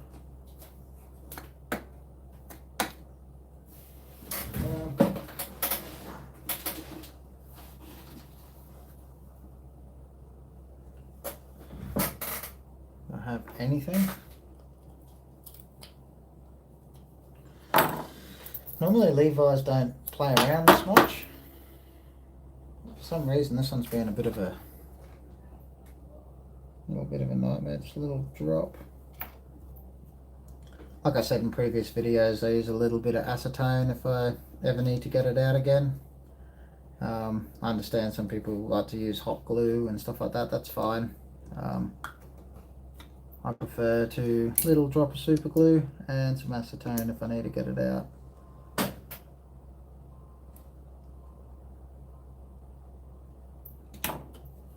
Yeah, I would absolutely kill to have airsoft here, but unfortunately I don't think it's going to happen. Australia is too communist, you could call it. No.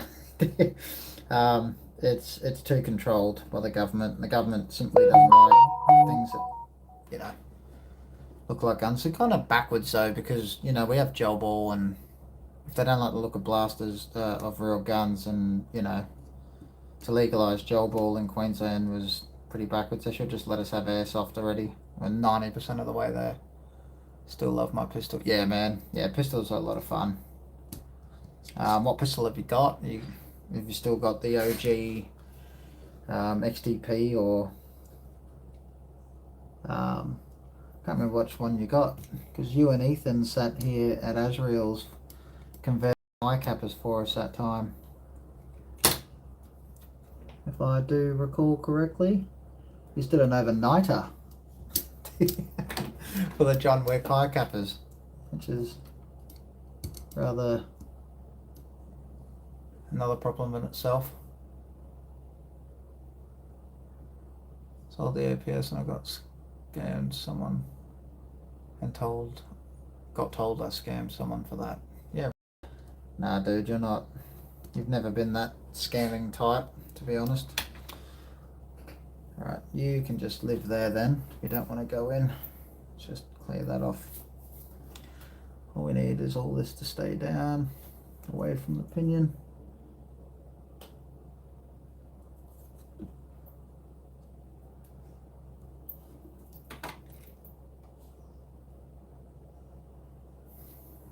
Yeah, if you put nail polish remover or acetone on these wires, just a little drop, it instantly breaks a bundle of super glue. It's all a bunch of crap. Let people play the game they love, or the hobby or sport or whatever airsoft is to you. People should just be able to do it, and there should be zero real world negatives. Yeah, man, unfortunately, if you get caught with a toy, which you guys call a toy, and in Australia they're deemed as a firearm, it's a lengthy stay in prison, up to, I think it's punishable by up to 20 years. So, like, it's crazy. Anyway, feel free to leave a comment for any questions. Yeah. I bought it off me at broken, tried to say I sold it to me, it was broken.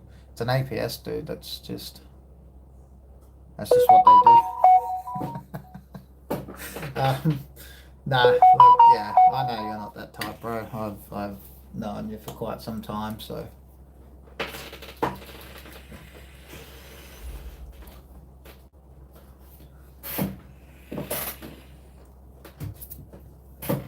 Alright, so I'm just going to do a quick check over of the compression parts. So we're all shimmed, Levi installed. I've got our Leviathan trigger here, which will be going in. Just need a trigger spring, so I'll grab the trigger spring.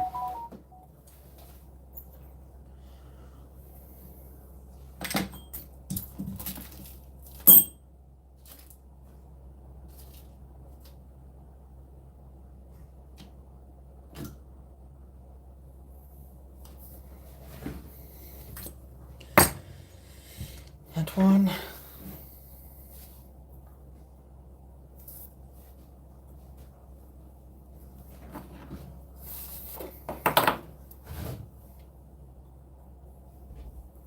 little Apache key.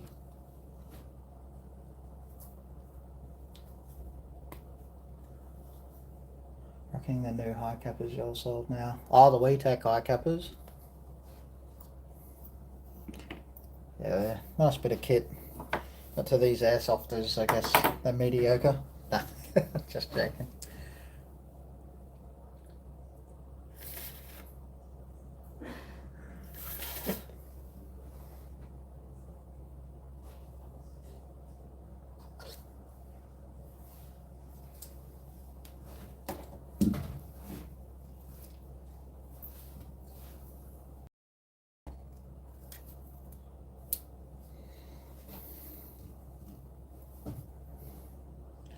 Right, so I need a slightly bigger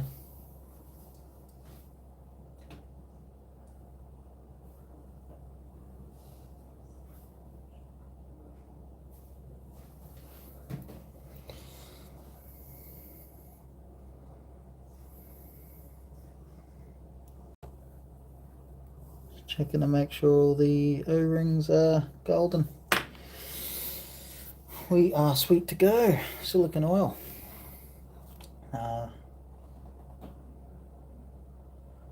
State.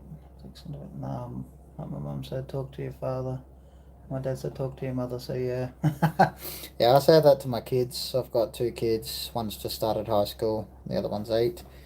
You know, they know I'm a sucker. You know, they're my little girls. So, mummy says no to stuff, and I sometimes can't help it.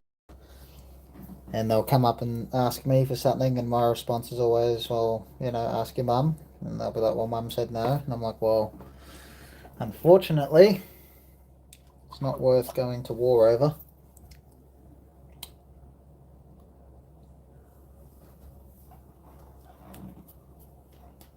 I told my mum that it was better for me because I was doing sports and she relented on it. Yeah. Well, think of it this way, man. One day you'll be old enough to make your own decisions and whatnot. Your parents are just doing what they think is best for you, to be honest. That's all that they really want. Might not see eye to eye with it sometimes, but I can guarantee that's what they want.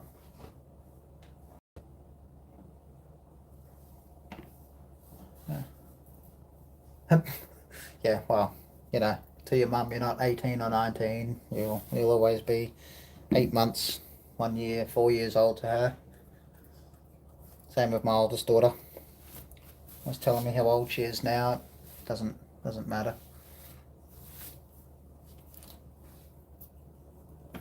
Always be a baby. Alright, so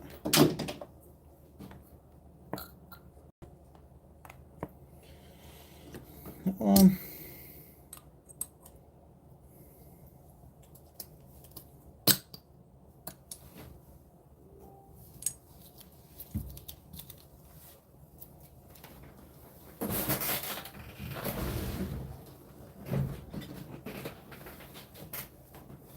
Yeah, she'll let up on it, man, eventually.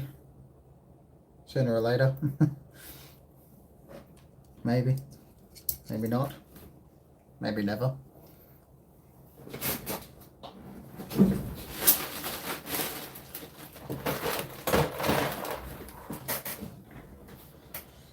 Like I said, is the aim to lean towards Milsim, just assuming because the simulator Leviathans for the real true. Yeah, so yeah, the intent is more towards the Milsimmers, to be honest.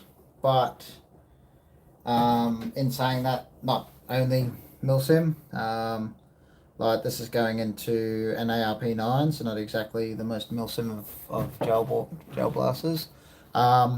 Just yeah, more so that simulated recoil.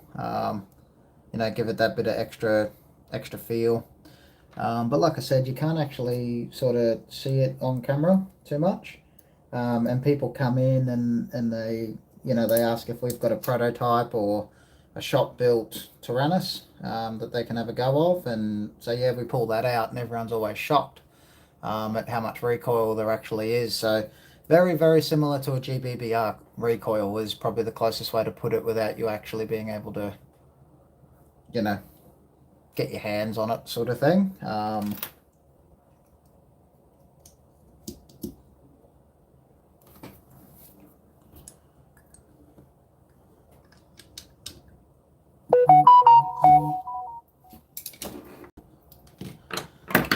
Alright, so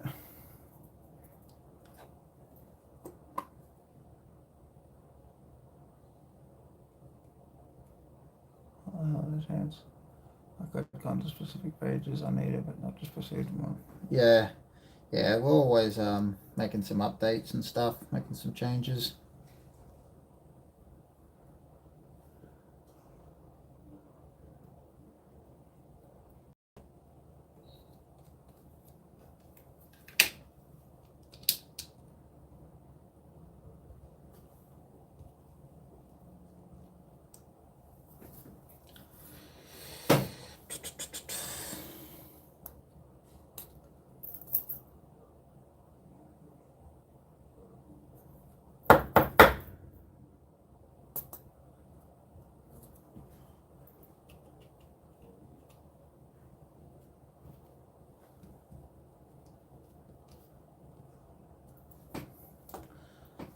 Sometimes on the Taranis, don't want to crush it at all. Just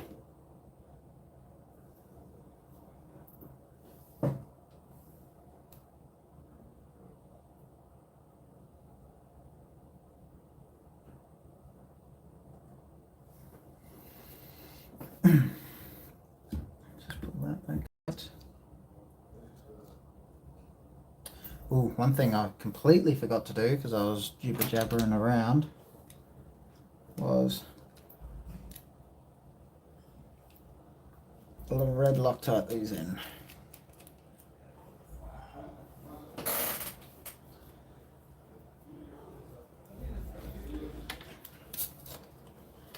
The Taranis with all the recoil, man, it really like shakes things apart, just like a real gun. You know, people's sights are starting to come apart. You know, screws that hold down Leviathans are starting to come apart because I've always just used like a purple on that, just because, you know, so it's easy to take out in the future, but still stops the screw from vibrating out. And now I've had to switch to blue for that sort of stuff. Red Loctite on everything else, even receiver pins vibrate apart. So yeah, it's been a, and then you can't have the rate of fire high. You know, it's just too much stress on everything. So literally simulated for like that semi / full auto 3-round burst style gameplay.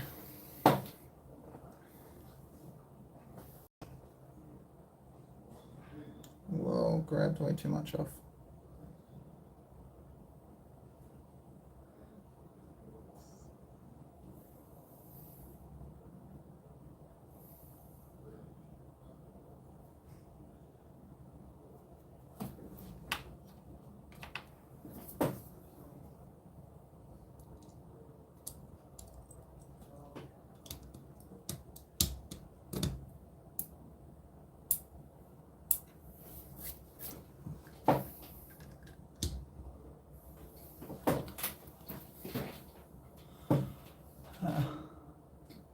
It's a different approach for sure.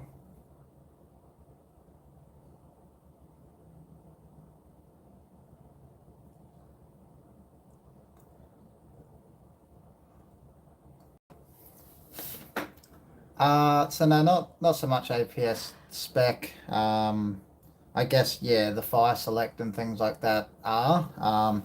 But things like in this Taranis, in this ARP, not ambi anyway. So it's really only that. And the box itself is, I guess, completely different to anything else, and not so much APS. Whereas the Scythe, the V2 box, The latest gen, we've made it more compatible to a lot of stuff, but the earlier gens were more like a CNC version of an APS gearbox. So yeah, I know what you mean. Digressing, have you heard of Permatex Orange Thread? No. What is that? Is that like a non-permanent, really hard, or is it like a gel style one? You know, I wish I had the time or space to do this kind of stuff, honestly. Yeah, it's mind-numbingly good for my my mental health, to be honest. Rather than my thoughts racing, I can focus on something. Is it Taranis only made as a gel blaster version? As of right now, yes. There is an airsoft version coming, so just hold your breath on that one.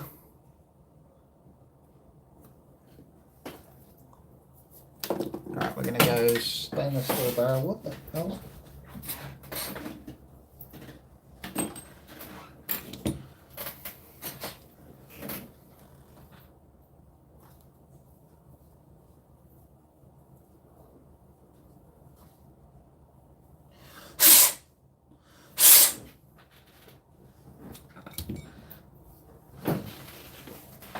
Yeah, not gonna lie, dude, it's pretty cool. You know, it's like a GBBR but AEG version.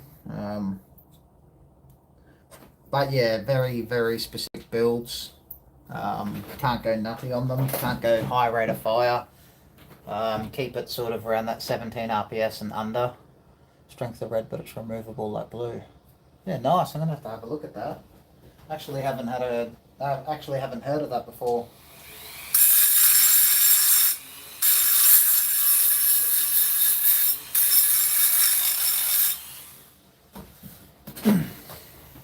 Even things like this collar. So this, you know, basically does the spacing for your nozzle for you. So it essentially sits in there like that. Allows your feed. And boom. But yeah, we were super gluing things like this on and just roughing up the surface, and you know, it's still come out. So we've been using 2-part epoxy for that sort of stuff. Just has that bit of flex to it to give it what it needs.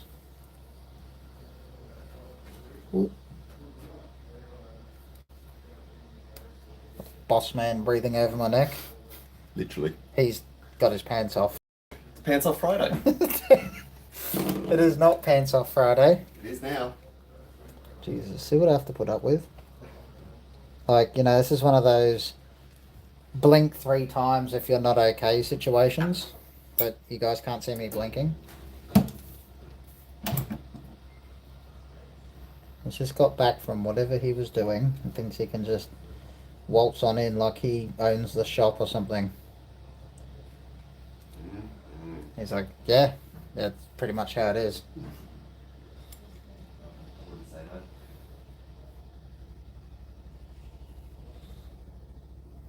that. Right, so, and then to stop it from spinning, so this obviously just stops the barrel from actually coming out from all this vibration.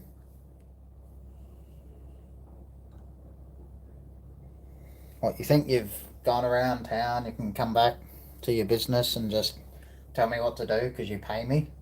Yeah. Yeah, well, fair enough. Fair enough. Yeah, it makes sense. Alright, so we're all greased up.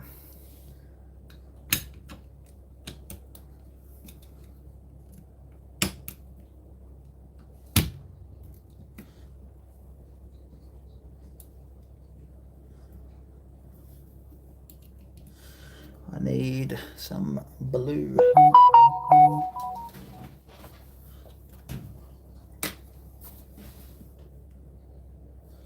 Blue Loctite.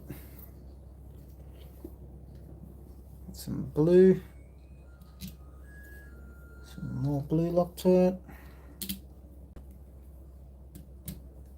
2 mil.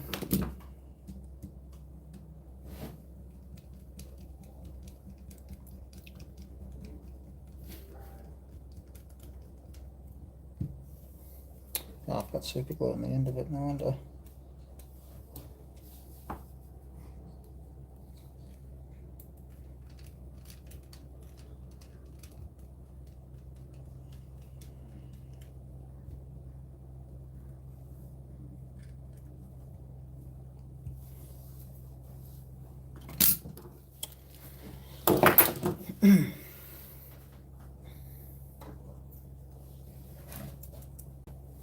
A little bit more blue. Are you going to shoot this gel gun? Yeah, at the end we'll be shooting. Let's go for parts we won't assemble for a while. It's great for parts that you know you won't assemble for a while. Using heads, motor adjustment screws, a couple of uses. Nice, perfect.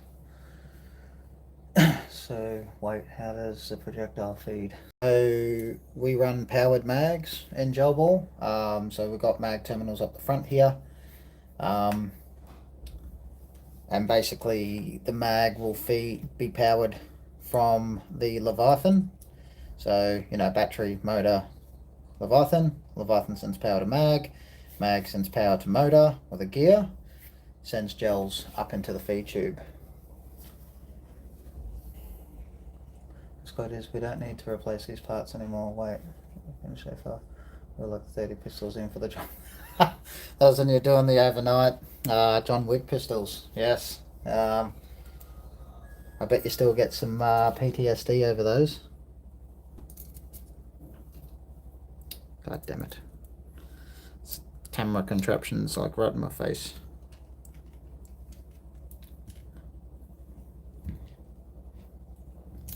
Hey, Mr. Bossman. I was saying in the chat before that I said Bossman might be generous enough to order some J-cage bearings. Ooh, J-cage. Oof. Yeah, you will. EZO J-cage Yeah, I agree. are one of the easier ones to get our hands on in Australia. Made in Japan. Well, I had a couple sets that I ordered that never came. I was going to test for the TSG I did last year.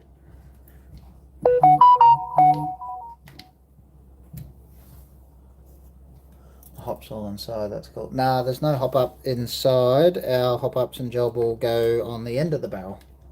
I thought you said cops are inside. I'm like, again? Look, see, who asked you? Not the cops again. Sick of them rocking up. Well, this is Australia, Pap. They got to make sure that, you know, we're not playing with toys. Wouldn't want that, would we? Alright, so...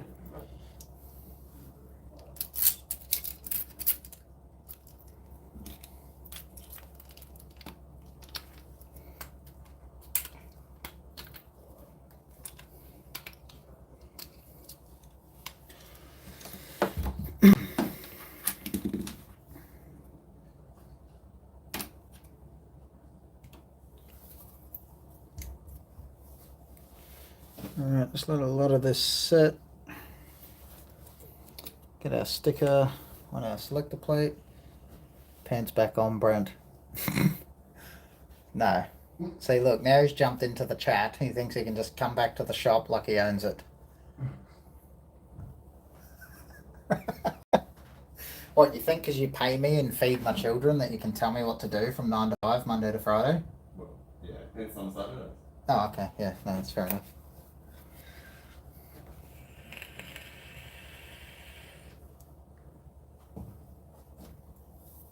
Look, don't say geniuses around Brent. His head's already big. Doesn't need to be any bigger.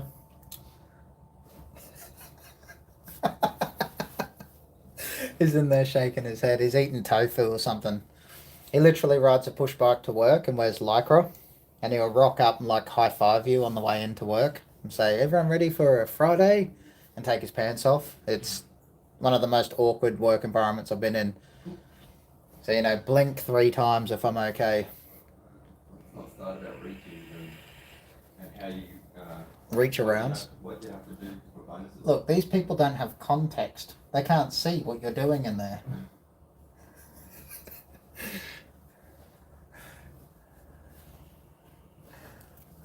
That's who is doing this, Brent. He's just gonna smile and laugh, Jacob. He thinks it's funny. It is funny. Now, is this HLF or so? Hey, Bob, where is HLF? So you've got HLF mags. All right. So the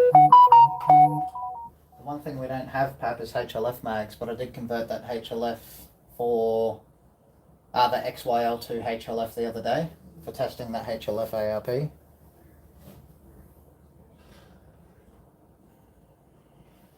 Yeah, so we've got same as sort of a V2 style.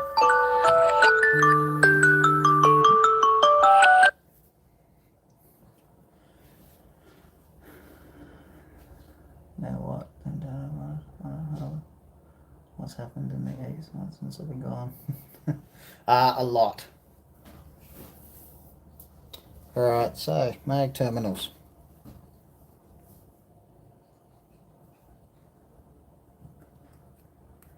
I hear him typing.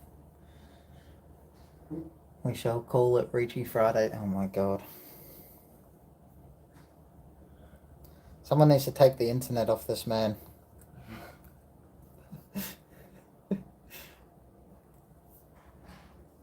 Now some people just shouldn't be allowed on the internet. Am I one of them? You're definitely one of them.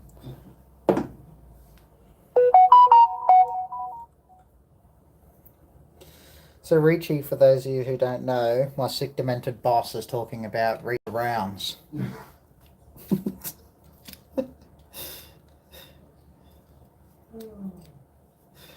rather chuffed with himself in the next room. Lucky I'm not in that room. Yeah, just stay in there, please.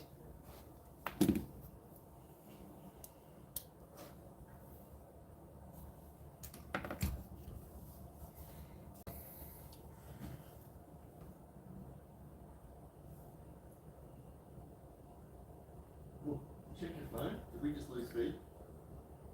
Nope. No, still alive.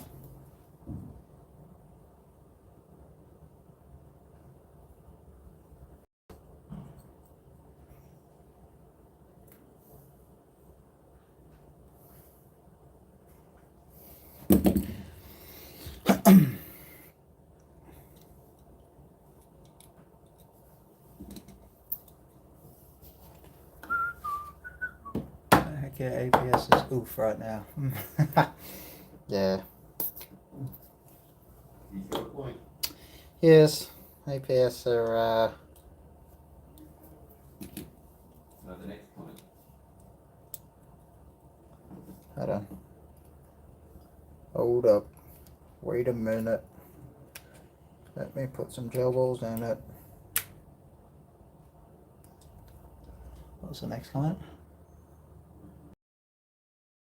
How we ever see inside a scoop of the new stuff. For me.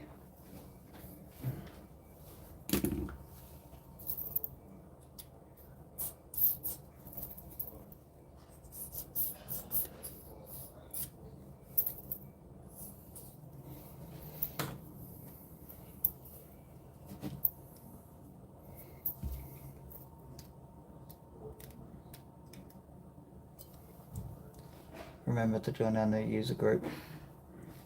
Just don't sign the terms and agreement in that, because you could end up as a human centipede. Not gonna lie. You're speaking from experience. I'm definitely speaking from experience. When I started at Azrael's, I wasn't aware that I'd be greeted with reach arounds on the daily. Alright, I have to be back 1 second. Just got to solder these on, and the soldering station is over that way.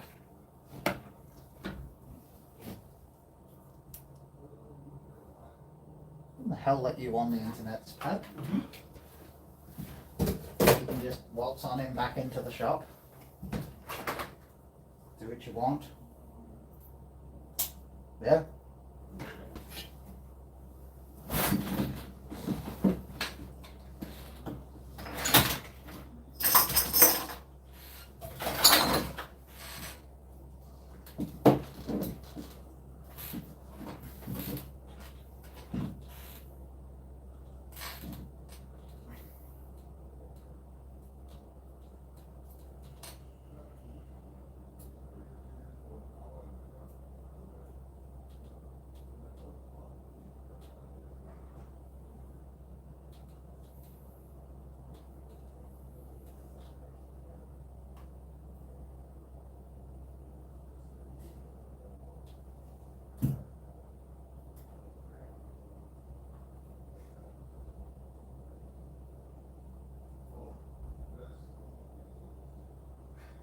Yeah,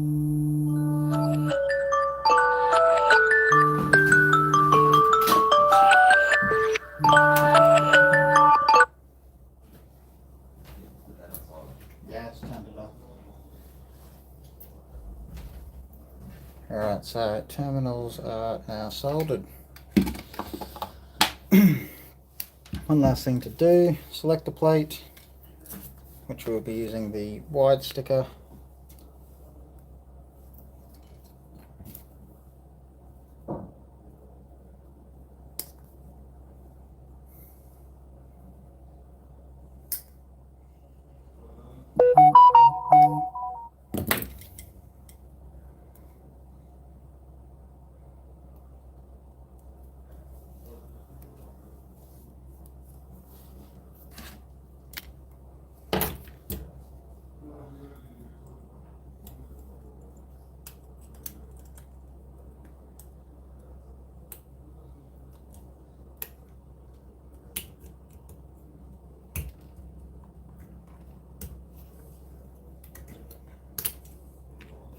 Can you see the problem?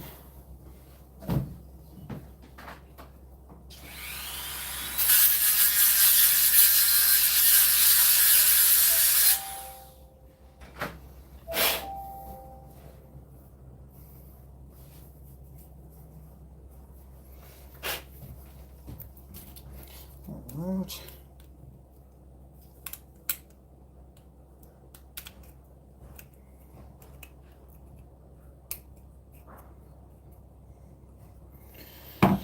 Okay, so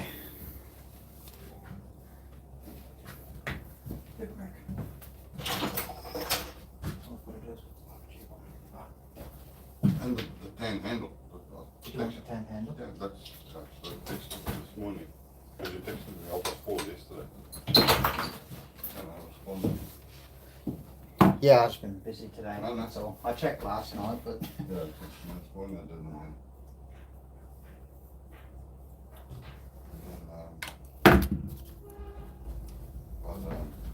Who were you live streaming to? the world. Oh, it's an open thing. Yeah. One big voice down there just now.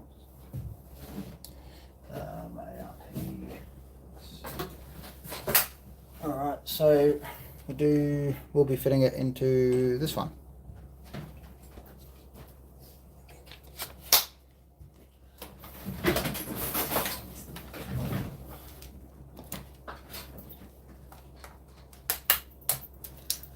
Now, hopefully it should be a pretty close fit.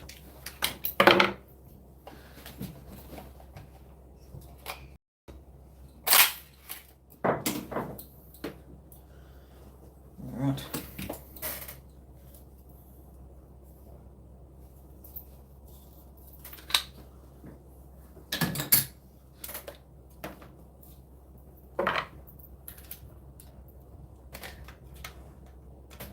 Just take this off. I think my phone is going off. Get a better stream. Get internet back. Yeah. Yeah, internet here at Arundel is something shocking, I tell you. It's pretty bad, to be honest.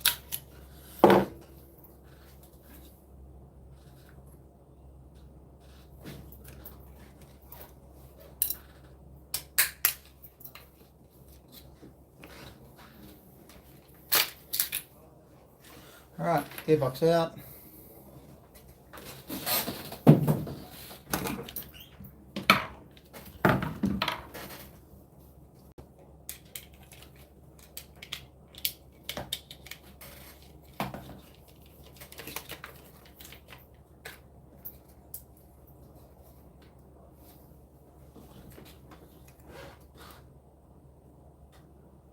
Alright, we have pretty close fitment.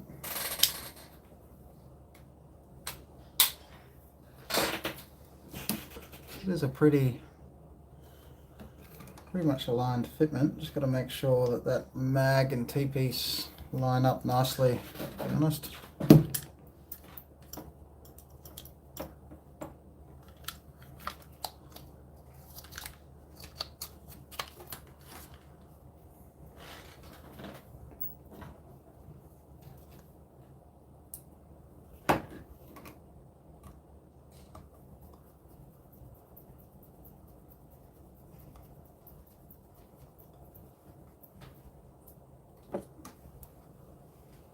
Thanks, man. I appreciate it. I just wanted to sort of touch base with people. Nice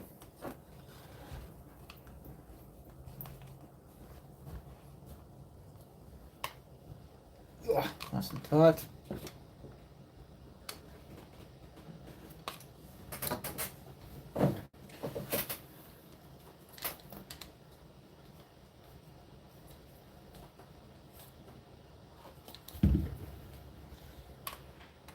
It's hard to see this angle sometimes, but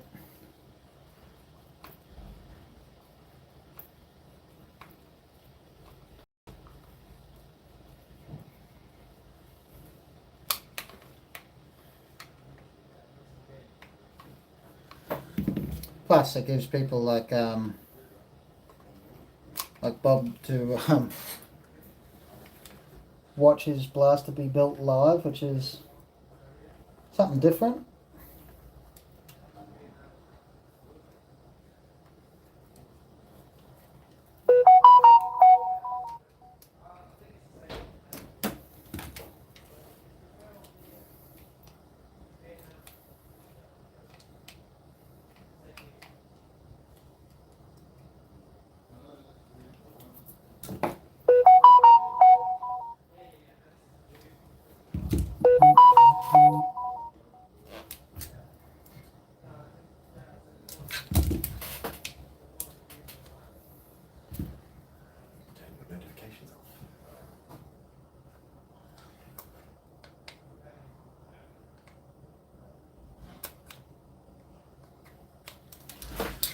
Alright, I'm off to bed. Bye.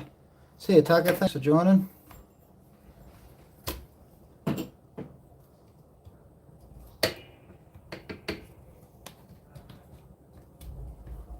Here's cable management. There we go.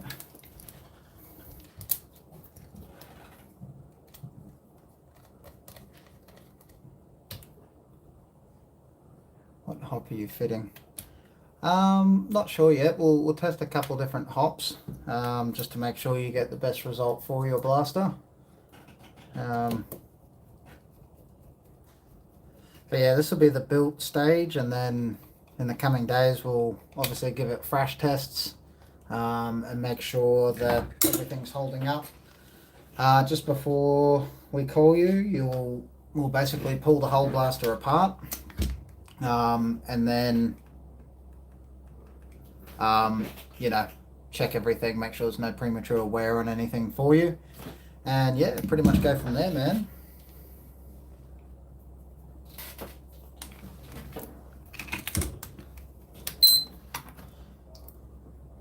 Hey, Mr. Bossman, can I pinch your phone for your Leviathan app? Pretty please, with sugar on top.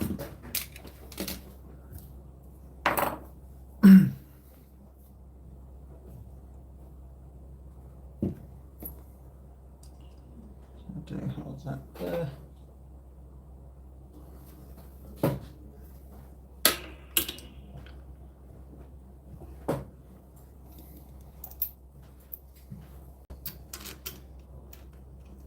Just put this on the back to stabilize the spring retainer for testing.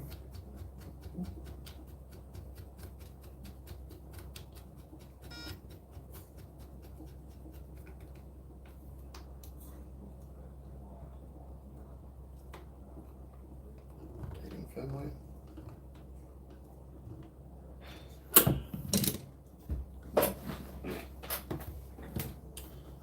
so updating.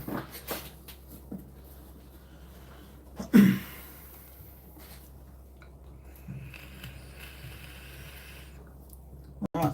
Disregard any picture messages that come through on that phone. Jesus Christ. I don't want to know. You're out of control. You really, really shouldn't be in charge of a company.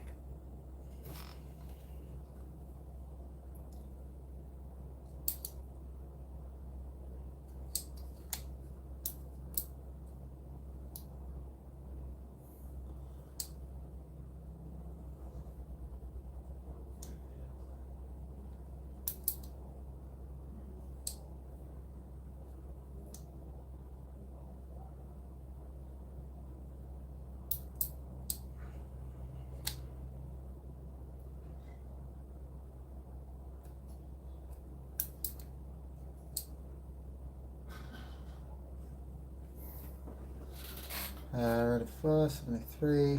No.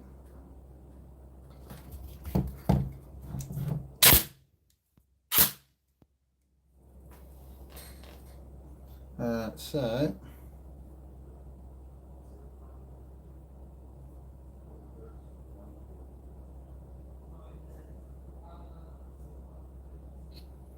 let's 1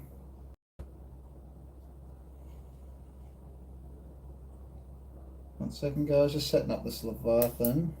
Got an issue with the selector.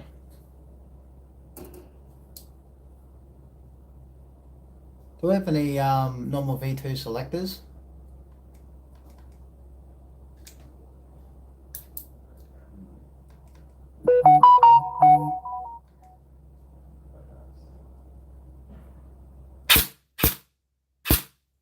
I'm getting semi.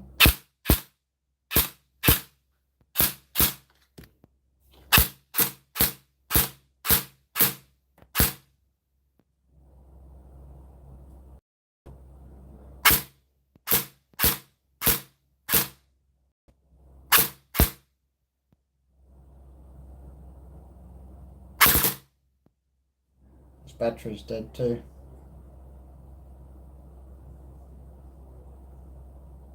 I think this battery's the one from the other day.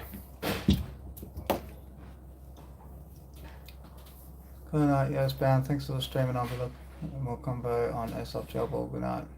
Yeah, see you, mate. Thanks for joining.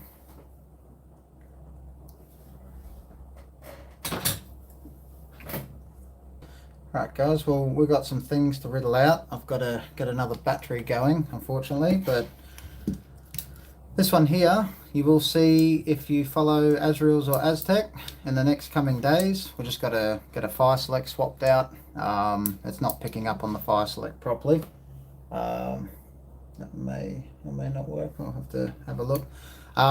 Get the fire select swapped, and basically we will do another stream for freshing this thing in full auto.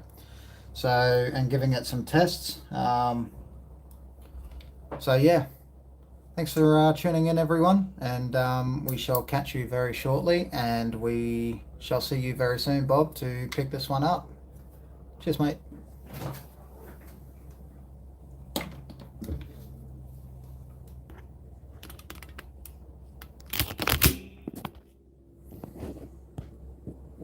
you finish the last stream?